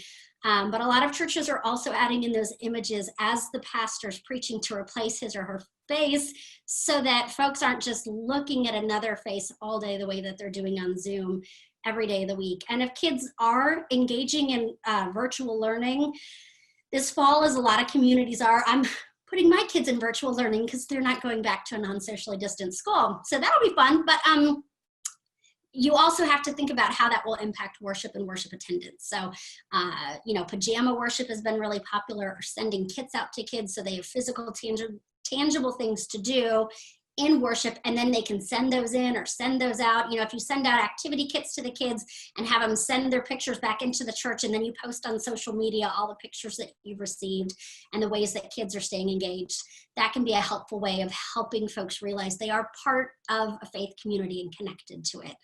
So we really have to be strategic and innovative. And the beauty of this is no one really knows what they're doing. And so this is a really safe environment to fail. So fail fast, fail forward, fail together. We're all learning. And every single month, things change. You know, the longer that we're in quarantine, what draws us in and helps people engage in your faith community will shift as well. So even if you come up with a really spectacular plan for, you know, post-Labor Day launch, reevaluate that again as you prepare for Advent. Is this actually working? Do you guys have any questions? I mean, I can just fly through all these slides. I have so much to say, but I don't want to keep going. If you want to do some Q&A about this part so far with worship. Okay, we're good. Okay, let's move into discipleship and what that is looking like as we prepare to relaunch. Zoom fatigue is real, right? So a lot of churches that are engaging, especially new people, are doing book studies, especially related to anti-racism. That's been really powerful and a way to bring in folks that never really thought a church might host a discussion like that, to learn and go deeper. Others are doing content-driven gatherings like anxiety. Let's talk, read Elaine Heath's book on, you know, her Bible study on Galatians and hope for the church in anxious times. It seems kind of like an appropriate topic right now, right? Or other churches are also hosting content, especially for parents with kids at home who are trying to work and juggle and do it all, and are now pretty much the Sunday school teacher and the main one offering faith formation for the kids. So churches have found great success in offering gatherings where they can train parents on how to answer questions that come from their kids in different age groups. What's an age appropriate response to, why would God let this happen? Or, you know, where does grandma go if she passes away? Because kids are having to face some really deep spiritual issues, and parents are feeling underprepared to know how to respond effectively. So the church can really offer that gift to the community of giving them the resources that they need and connecting them to other parents who feel the same way, out of their league and are scrambling to prepare. You also need to really strengthen your small group leaders because they are the key to the survival of your church in the next 12 to 18 months. So if you can come up with a small group Zoom setting where you are pouring into these people, equipping them, challenging them, visioning with them, praying for them, that will be hugely crucial because the model that most churches are considering when they relaunch is a house church movement as opposed to relaunching in the sanctuary, depending on how large the congregation is and how safe it is. It's easier to say, okay, these 2 or 3 families will gather together every Sunday and watch the live stream together and maybe have lunch together, but it's always those same 3. Everybody's honoring the same level of quarantining, and so it's a way to keep us safe, but also help us start to get used to having a hug again from someone that we care about. So pour into your small group leaders who might become your house church leaders so that you know what to do for the next 12 to 18 months. And there are lots of really great books out there. Joel Comiskey has a lot of great books on how to train small group leaders. There's a book called Hero Maker by Dave Ferguson that offers a really practical paradigm for how to equip people to lead in the local church. And they found that the best indicator of success in any small group isn't how knowledgeable the small group leader is, if they have an MDiv or not. The common denominator they found in the most transformational small groups is the amount of time the leader spent in prayer. So just use that to encourage whoever it is you're reaching out to, that really, if you have an active prayer life, you're ahead of the game and God is gonna be able to use you in really incredible ways.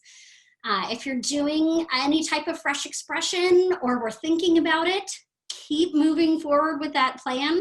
A lot of folks, especially in Florida and parts of the Northeast, have had great success moving their Fresh Expressions online. Do you have a lot of knowledge of what Fresh Expressions are in Mountain Sky? Have you guys done a lot of trainings with that? Okay, so dinner churches have not been, so it's been harder for Fresh Expressions folks to host a dinner church when it's a limited group of people, like 4 or 5 people with their laptops at their table. Can feel kind of awkward, but there's a Fresh Expression called like Parables and Pizza, I think, in Florida, where they share a parable of Jesus and everybody orders pizza and eats together. And it has like 20, 30, 40 people. And they all order from the same local pizza place, right? So they're supporting their locally owned business.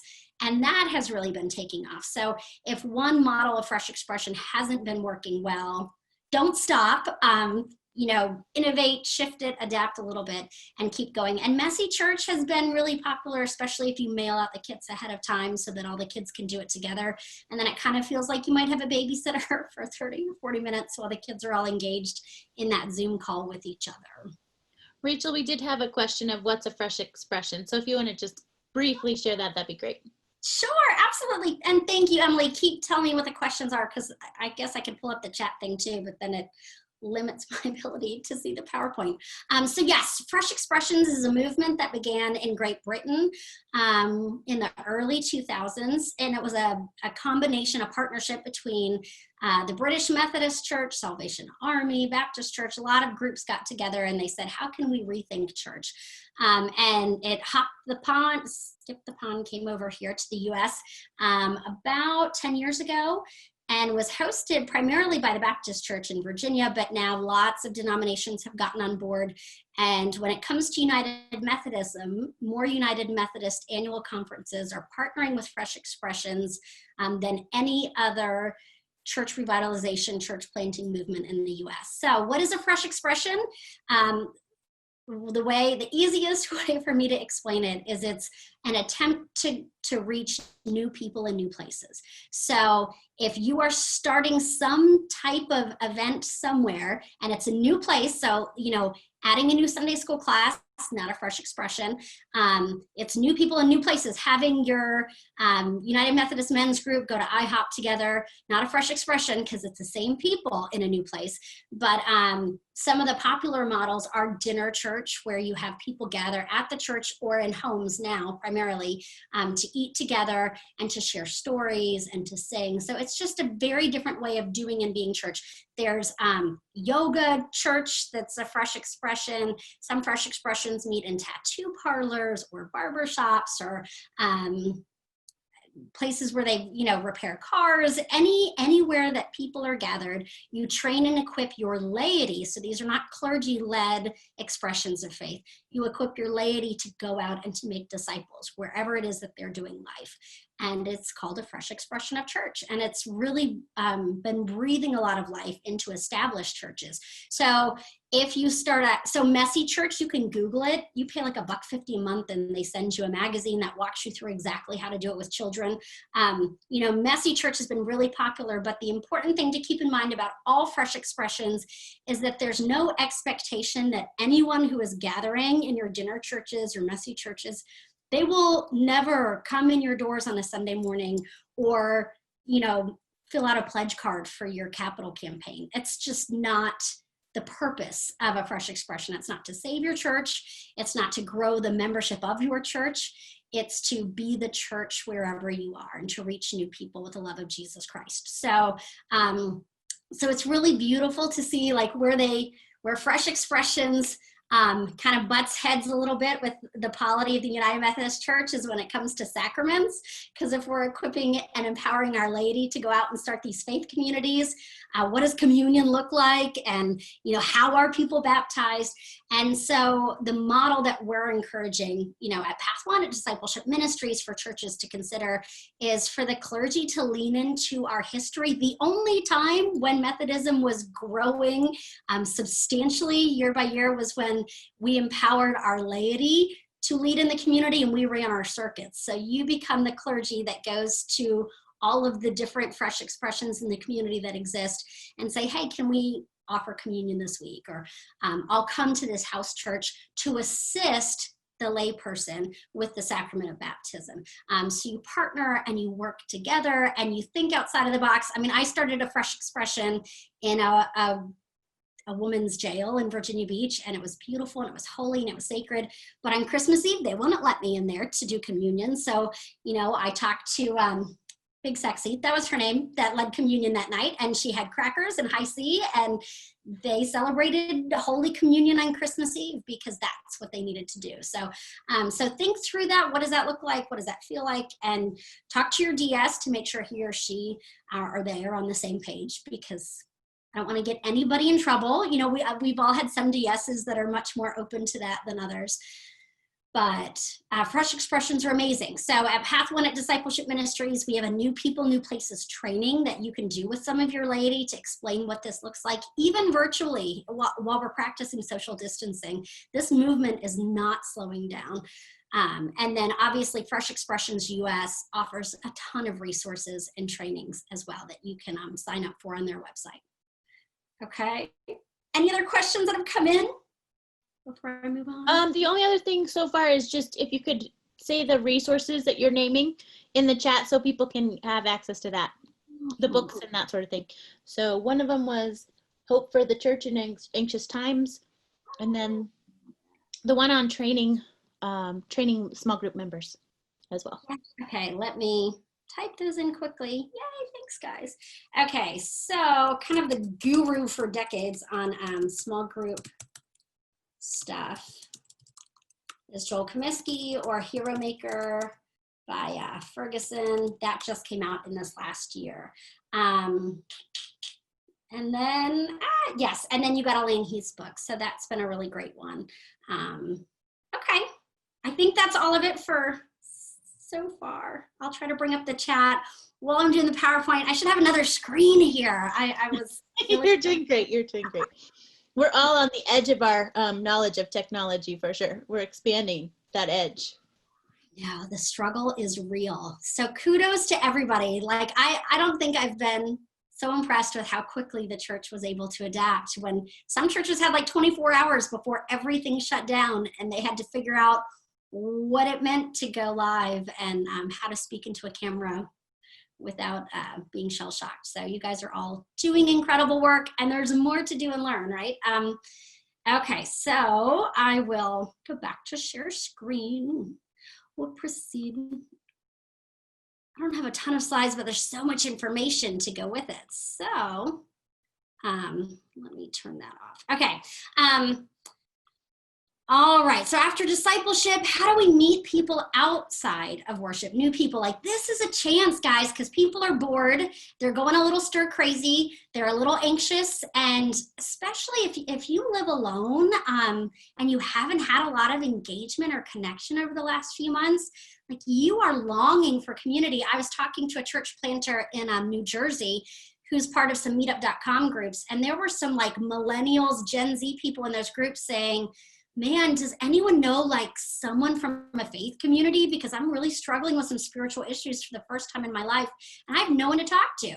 And this guy was able to say, well, I happen to be a pastor, so I'd love to help in any way I can. And he's been able to offer some really important ministry in that community that he wasn't able to do prior to COVID. So how do you meet new people outside of Sunday morning worship? There are two ways. You can either find third spaces or you can create third spaces. So what's a third space? This is like a church plant term, okay? So when you're trying to reach new people, your first space is your home, that's where you live.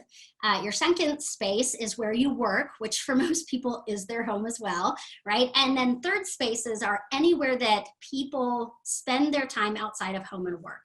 So, you know, pre-COVID, it might be the gym, the coffee shop, the you know, PTA meeting, whatever it is.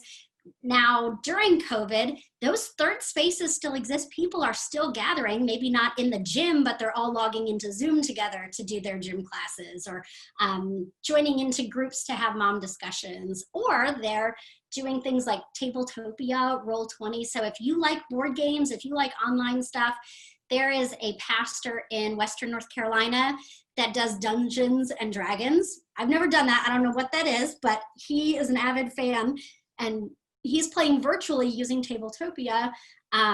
But when he offered up that platform to play with other Dungeons and Dragons fans, he said, listen, I want other people that live in the Charlotte area like me, so when this ends, we could all go have a beer together. And so everybody lives in that area, and yet they're not physically gathering yet, but it's a way to begin to network and form those relationships. House Party has been a really popular app, and what's great about House Party is if you join it and you find your friends on it, and you enter into a party or you host a party, then all your friends see that you're in a party, but their friends also see too. So it's a way to meet brand new people, but you have that mutual acquaintance. So that's a huge plus.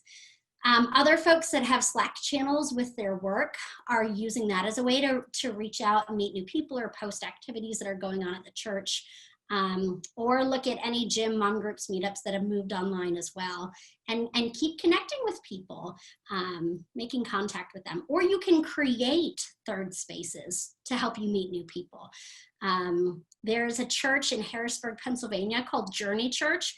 They just launched, my goodness, I think they launched public worship 6 or 8 months before COVID, but they have between like 700 and 1,000 people watching their live stream every Sunday night because they interview a local person from the town. So a few weeks ago, it was the mayor, and they were talking to the mayor about, what's going on in our community, who's in need, how can we help, how is our city doing with policing? They went there, they asked all those questions, and people from the community, the church hosted it on their Facebook page, but the mayor shared the link on his personal Facebook page. The city shared the link so everybody else could watch in. And now people expect that Journey will tell them how their town is doing every Sunday night at 6 o'clock or something. But it's been a great way to gather all kinds of people and to let them know that you're a church that cares about the neighborhood. So other churches have been hosting Zoom calls around different issues, like having financial planners come in and help them figure out what to do and how to set a budget, or educators come in. If you were the church that said, listen, we want to help every elementary school kid, so from 4 to 5, we will have a tutor on Zoom who can help you with math, and every week was a different tutor for a different topic, that would be hugely beneficial to parents who don't always know how to answer the questions, or for that extra enrichment for the kids. So host different things related to health or finances or education for others, and get the word out on Eventbrite or Meetup or whatever about what you're planning. You can partner with local businesses. So there's a church called The Local Church in North Carolina where he interviews different business owners on Facebook Live or Zoom, I think, so it's safe and socially distanced, every week, and says, hey, tell me when you opened your bakery, how are you doing right now, how can we support you, what's the best deal, so that people get to hear the stories of their neighbors and then can invest in those local businesses and help keep them afloat. Let'sRoam.com is a really fun tool to use. It'll come up with socially distanced scavenger hunts that you can host throughout your community, so people can sign up and get tickets at no cost and invite friends, and everybody takes a scavenger hunt together through the city. So, it's just a way to organize activities that helps you meet new people. And a lot of pastors and planters are having great success in coordinating giving circles. I don't know if you've heard about these. They're popular in some communities where people who don't need their stimulus check, for example, or are doing well financially, are able to come up with a list of really incredible nonprofits that are transforming and helping those in need. And so the giving circle invests in these different nonprofits to try to make a difference. But it's a good way to show that you care and mobilize others who want to join with you. Questions on that?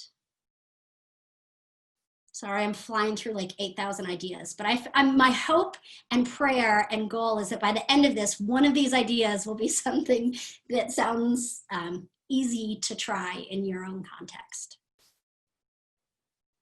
Anything else? Okay, we're moving on. Okay, so that whole first section was just how are we building relationships during this time? So like lean into that, make that your first step, your priority. And then after you've really cultivated all of these strong relationships with others, then you can plan your relaunch. And forming a team is great. The more diverse the team, the better. Don't just make your church council your relaunch team or your trustees. Heaven help us all, right? So that's not a life-giving plan.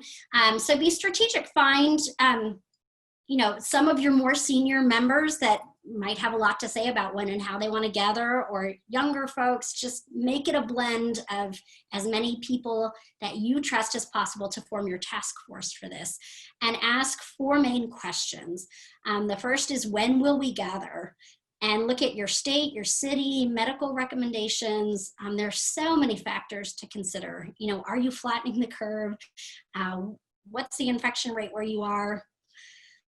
It's a little frightening. My husband pastors a church of 20 people here in rural Tennessee, outside of Nashville, and they haven't met since March. God love them. Even though Tennessee's like, the church next door has like a bounce house, and every Sunday all the kids are playing on the bounce house and everybody's at church. But they've said, listen, we're comfortable just sticking with the virtual thing. So look at what's best for your context, and then say, where will you gather? As I mentioned before, a lot of folks are maintaining their online presence and considering a house church network. Because here's the trick. There have been a lot of pastors all across the US in Methodist churches who felt a lot of pressure from folks to reopen and to start worshiping again. But the moment you make that choice, pastors we're already at our breaking point. We're already on the brink of burnout because we've had to learn and adapt and innovate so much. And trying to make sure that you're keeping everyone who's physically gathered safe and adhering to all the rules, like what's your plan if someone shows up without a mask, or, what are you gonna do with the kids if you can't offer kids ministry? Just the exhaustion and the fatigue from maintaining a physical gathering and an online gathering has really added an immense burden on pastors who are trying to do both. And so I was speaking to one in the Midwest just last week who said, our rates are going back up. We're going to use this as an excuse to go back to virtual and stay there. Andy Stanley has already said they're staying, in Georgia through the end of the year. Everything's virtual, at least, if not longer than that. So take Andy's name in vain, say that you're just sticking with virtual, because once you do both, it's not impossible, but it's just so much harder. So most pastors who do that find that they focus more on that physical gathering. But statistically speaking, from Methodist churches, what I'm hearing from around the connection, when they reopen, they're getting maybe 20 to no more than 30% of their congregation is coming back. So then you've just lost 70% of your flock. So think through that. And also the rates of volunteers, finding volunteers to keep it all safe and run everything, has been really challenging for a lot of churches. So really have a concrete plan about where you're going to gather. Now, there have been some churches that have found a really unique solution to this, where they've said, listen, we're not going to go back to in-person worship anytime soon, but we will have occasional pop-up worship services. And you will find out on Friday night if pop-up worship will happen on Sunday. And that way you can be really fluid and flexible and change if the COVID rates are going up higher or the weather's going to be bad. And they find a public place, a park, a field, something outdoors where everyone can socially distance. And they say, listen, everybody bring a lawn chair or a picnic blanket. And so it helps you find your own virtual space. And we'll do a short 15-minute service. You'll hear a song, there'll be a short sermon, and you can take communion on your way out as you socially distance. And they prepackage and sanitize everything, and it's laying out side by side. But that way people feel connected, they can see and wave, but it's safe, it's outdoors. And especially as the fall approaches, it could be a beautiful time to try more of that pop-up worship in your community.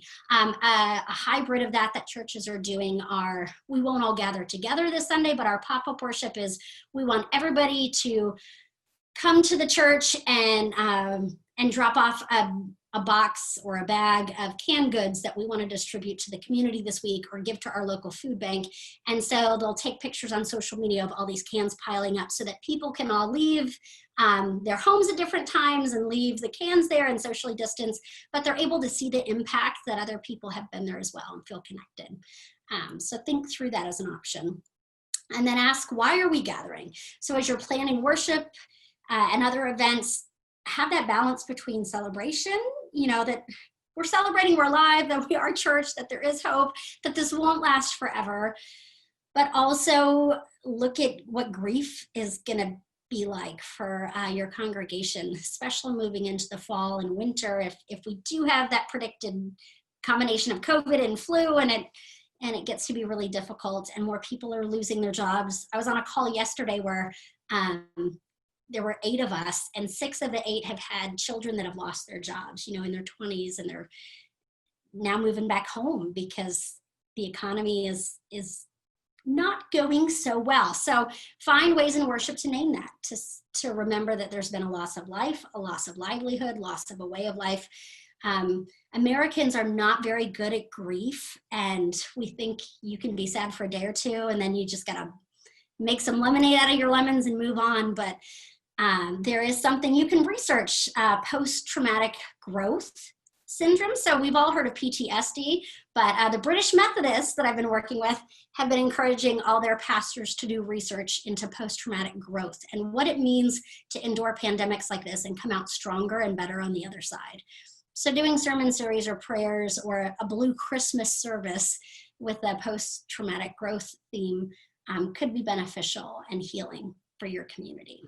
And then look at how you're going to gather. So reevaluate everything. What does hospitality look like? You are not going to have greeters holding the door open. You will not have coffee or donuts or food that will be distributed. Kids ministry, what is that going to look like? Are you going to offer it or not? No offering, no singing, masks, all that kind of stuff has to be detailed and posted and over communicated in every single possible platform, so that if you do reopen in person, it can be done effectively. Questions about that? Any questions come in? Yeah, I'll read through this now. Yeah, oh, what a great question. AA groups that need to meet, they opened the church back up 5 weeks ago. Best way to back them off again in the event you go to online only? That's a really great question. So there are a couple of approaches that I'm seeing. And one, I think Ryan, who leads Free, he's out in your neck of the woods. So, he has like over 1,000 people now that are doing it all online, because now he can connect and help people even outside of that physical AA meeting setting. So he might be a really great resource for this question. But other churches that have done something similar have said, listen, because our church is moving to online only worship, if you're going to continue to meet, the trustees draft like a policy of what the cleaning expectations are, what their standards will be, a waiver of all liability, so that they can continue to meet, because addiction is real and it is increasing during this time of COVID. But again, you don't want the church being liable for decisions that are being made. So it's hard and it's difficult. I think it all just depends on context to context. How many people are gathering? Is it 150 people? Do you have folks? At my church plant, we had an AA meeting that was predominantly those who lived in the homeless camp behind our church building. And so they're a more at-risk population. So we probably wouldn't want them to come and gather and have hot coffee together on a regular basis with each other, just for their own sake. So, yep, great question. All right, I'll dive back in. Let me get back to, here we go. Okay, this is my last section. So I'm like just flowing through all of this because you haven't had a ton of questions, but finishing early is never a horrible thing, right, Emily? So you guys might be done if you've been on since this morning, sweet mercy. Okay, so marketing and messaging. This is crucial, and this is a big growing edge for most churches and pastors, because we never really had to think like this before. So get input on social media presence right now. So ask everybody who's watching us, what platforms are they using, how are they hearing about it?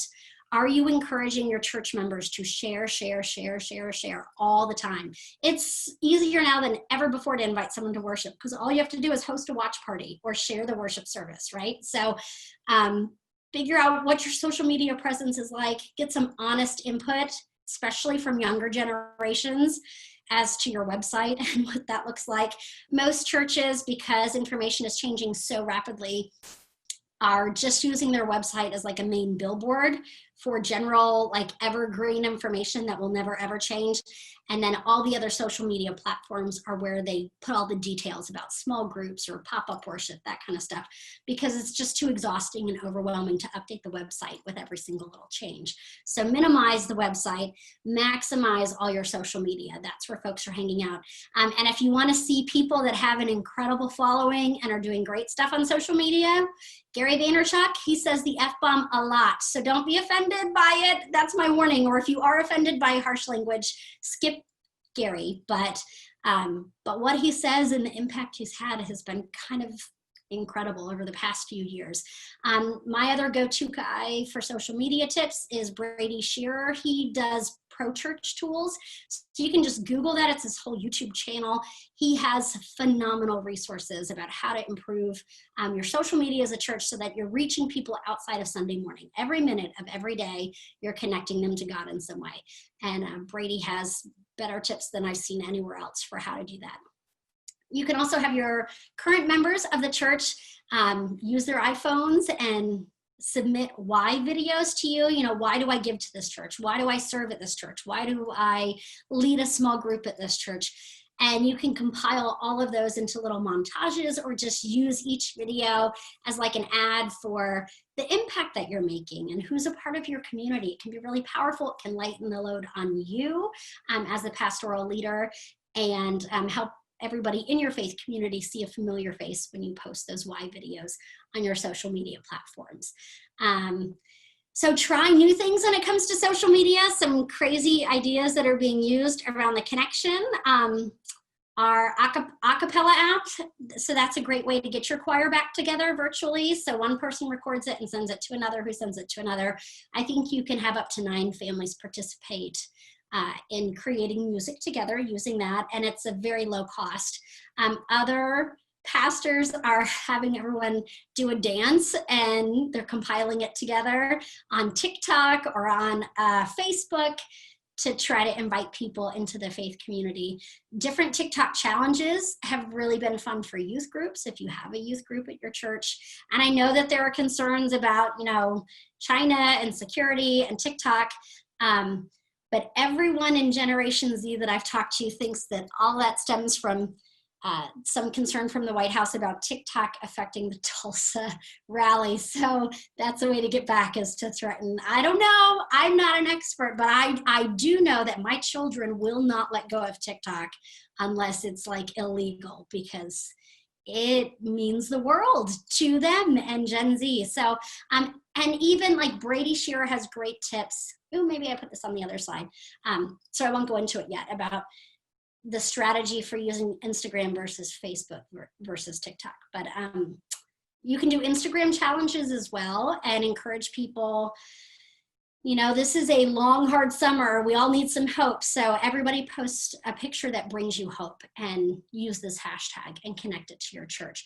So when it comes to hashtags, a big mistake churches make is they use really popular hashtags. So please, please, please do not use hashtag Jesus, hashtag church, hashtag faith, because that hashtag is overused, and so it means no one who types that in is ever going to find what you've created. The other mistake that churches make is they use a hashtag just of their church, hashtag the Gathering UMC. Well, you know, the 100 people in my church will use that, but no one else will. So your sweet spot for hashtags, and you can bring up a hashtag library to help you find that sweet spot, is somewhere between 100 and 500,000, where it's used enough that people will find it, but not overused, so that you can really connect to them. Now, if you're doing a really random event that's specific to your community, you know, if you're trying to gather school supplies and, you know, computers or whatever for low-income kids in your neighborhood, and you want to use a specific hashtag for that neighborhood or for that school, that is actually the best time to use a rarely used hashtag, because it helps people specifically trying to find that cause or that community. So that's the only exception to my overgeneralized rule. Questions about that? I would just comment on TikTok. I've been warning students in computer classes for over a year about that. It is a risk. So it's not just connected to the White House. That's been a warning that's been out there for a long time from tech experts. It is, security. so you're right. And in some parts, so like TikTok is like 10 times more popular in places like India and Pakistan, and they've started limiting it. So yeah, the fears are not completely unfounded, but it'll be a struggle to figure out. And I guess like the Biden campaign, they had to take TikTok off of their phones and whatnot. So they can gather information apparently that could be used negatively. Again, I'm not a tech expert, so I do appreciate that comment. And yet it's just taking over young adults by storm that it's hard to know when and how to proceed. So The kids don't even believe the information you put right in front of their face. So on security warnings, and like I say, they're coming from the internet and computer security people. So yeah. Well, and we have this generation that was born with a digital footprint, and so they don't care if people have info because they've never known life without it. And yet the safety concerns are real. And those of us who have seen how quickly people have been gathering information, or just how you can be talking with a spouse about a recipe for chicken for dinner, and now all your Facebook ads are chicken recipes. It's like, who's listening? How is this all happening? So definitely. Well, and I, in the Navy and after the Navy, before I was a teacher, I worked in intelligence. So. Yep. But for that matter, I have a close friend at the NSA who like won't do Alexa or any of those other things. So, there are risks to everything, and yet a lot of people are still there. And if you want to reach a Gen Z person, TikTok is the most effective way to reach them right now. So the question is that your calling? Is that your community? Can you find any other way to reach them or not? I don't have those answers. True statements about reaching them. Yeah, but thank you. That's good feedback. Any other questions or comments? I think I have like one last slide, maybe two. Okay, so engagement is everything. So it's not just the number of people that you're contacting, but whether or not they're engaging, they're staying, they're starting conversations with people in your faith community. So when it comes to social media, look at your best practices. A big mistake that churches make with Facebook is they think if I post my verse of the day or my prayer of the day, that I'll reach everybody. But Facebook changed all their algorithms. So if you're posting something and people aren't commenting under it or sharing it or engaging it in some way, it actually hurts you and hurts your reach and limits the amount of information you're able to share with your community.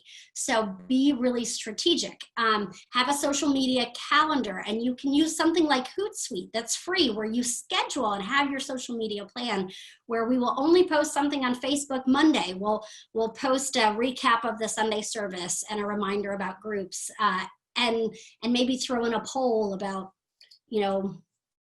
I don't know, what's the craziest thing you binge watched on TV last month, or something that is fun and not as serious that will get people talking and commenting and sharing. But like for Instagram, it's great. You want to post 4 times more on Instagram because it's not about engagement.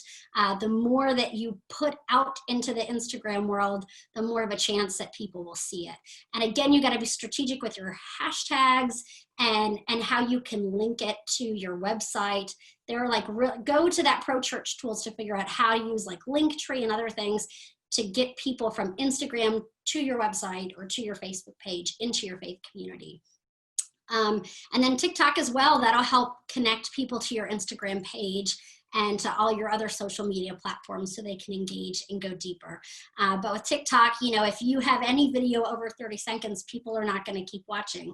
And if you use the pre-recorded sounds, then more people might see it, but fewer people will actually follow you because of it, because you're just doing the latest fad. Whereas if you have your own sound and you're talking directly to people, it can be helpful. So there's a guy named Alex out in Hawaii. He's not Methodist, but he was a youth pastor. and started using TikTok to tell like parables and connecting scripture to everyday life. And he got like 500,000 followers in just a matter of 6 months. And he uses it to connect them to his Instagram page, where he does a 10-minute sermon every Sunday. And he shared that even when people will direct message him on Instagram, so if you have an Instagram account as a church, or and people are messaging you and you're reaching out to younger generations, they love it if you do a voice recording as your response instead of typing something out, so that they hear that person that they've seen, and it just feels more personal and relational to them. It's also really important to have an assimilation plan for new guests and monitor its effectiveness regularly. So, you know, as we're gathering all this new data in our chat feature about who's joining us, who's going to be reaching out to them, how are they going to reach out, how do we know they're going deeper? You know, are we tracking whether or not they text to give? Are we tracking if they join a Zoom room discipleship group? Are we tracking if they share or like or follow us somewhere on social media? Having an actual Google sheet that has those names and indicators can help you develop a strategy for how you're going to really become the home, the faith, you know, formation place for all of these new people that you're reaching out to, so that you're building that kingdom of God. And then use the diversity in your local congregation to help people connect. So, you know, if you have more senior members, that's great. There are more senior members out there that are longing for connection. So, so help people find those affinity groups, or if you have someone that loves Tiger King and other people that do, you know, connect them, help people find shared interests, shared purpose, shared life experiences. So when you have a guest come online, then find a way to connect them to other people in the church that might have a shared story, because that will help them cultivate a deeper relationship more quickly and stay engaged in the church. Okay, and then last slide, sorry, I lied, but some folks were asking, what does outreach during COVID look like? Like, how do we do that safely if our church isn't physically open? So there are some churches that are not open for online worship. So this might go back to like that AA question, but a huge disparity is coming up with the issue of schools. And if school districts mandate that it has to be virtual learning, but their parents both maybe work minimum wage jobs, or they're essential workers that can't stay home and supervise, but they can't afford childcare, what do?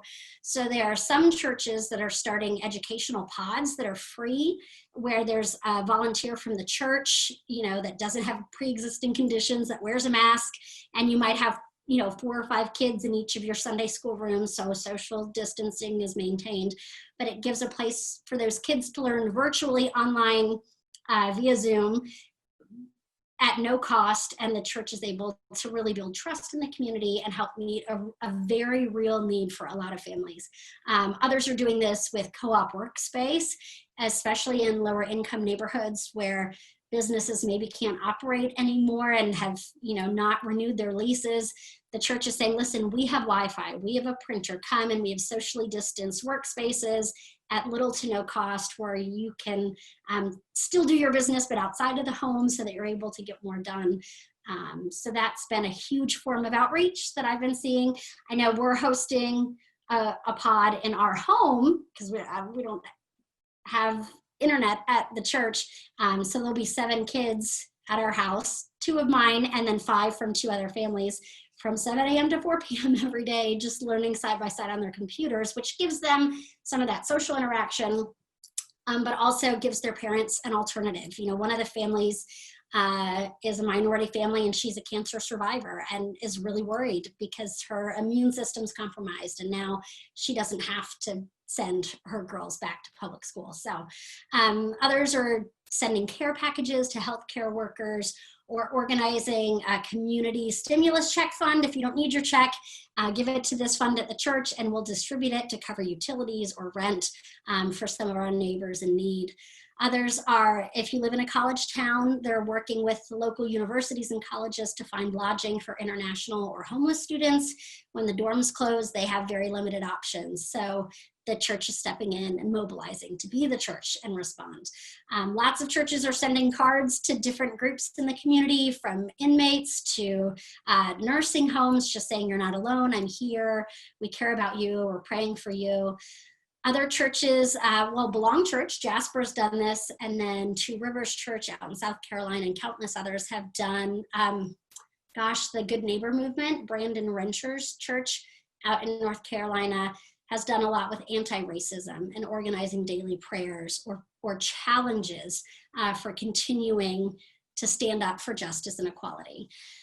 Other churches are hosting those community discussions on social media, as I mentioned before, interviewing local businesses, and then offering virtual spaces where people can grieve, find hope, or learn how to deal with anxiety has been a form of outreach. So sometimes an obituary on legacy.com is great and wonderful, but some churches are also having prayer walls or picture walls where you can share pictures of those that you've lost so that you can share that grief as a community together.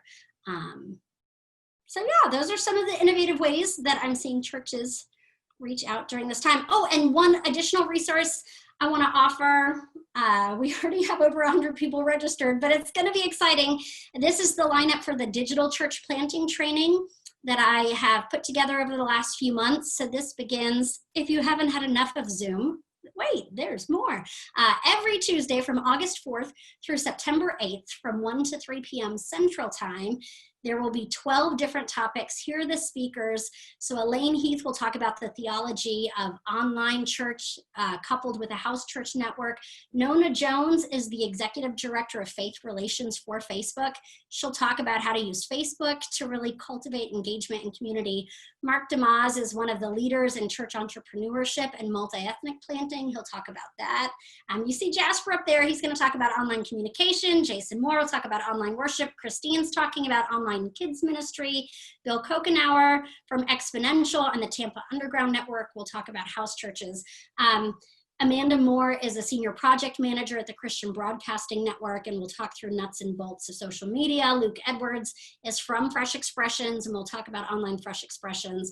So anyways, really great folks. It's $200, but then you get the Zoom webinar, a digital bundle of resources from the speakers, and monthly cohort sessions, an hour a month from September through December, to help figure out and navigate these uncertain waters. So that's an upcoming resource that's available for you as well if you want to learn more. Any questions, comments, concerns, criticisms? I'm open to all of it.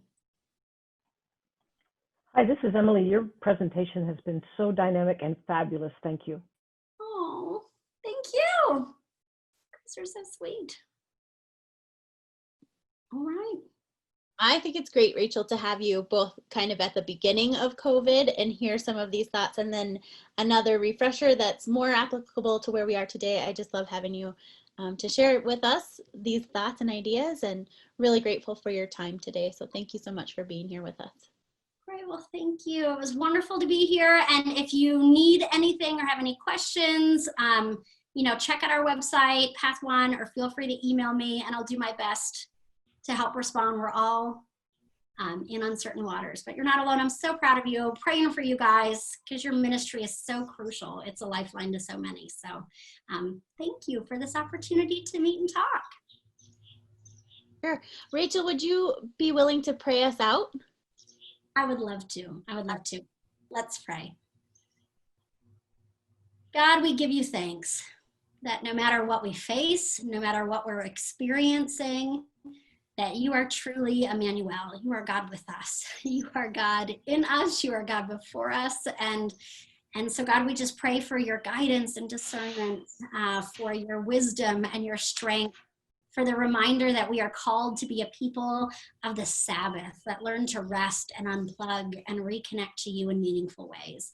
So I just give you thanks for these incredible leaders in the church, Lord, for their calling and for their courage during this time. And I pray that you would continue to be with them and provide all that they need as they continue to build up your kingdom, both virtually and physically. We ask all of these things in Christ's name. Amen. Amen. Yay. All right. Good luck, guys. We'll be in touch. Take care.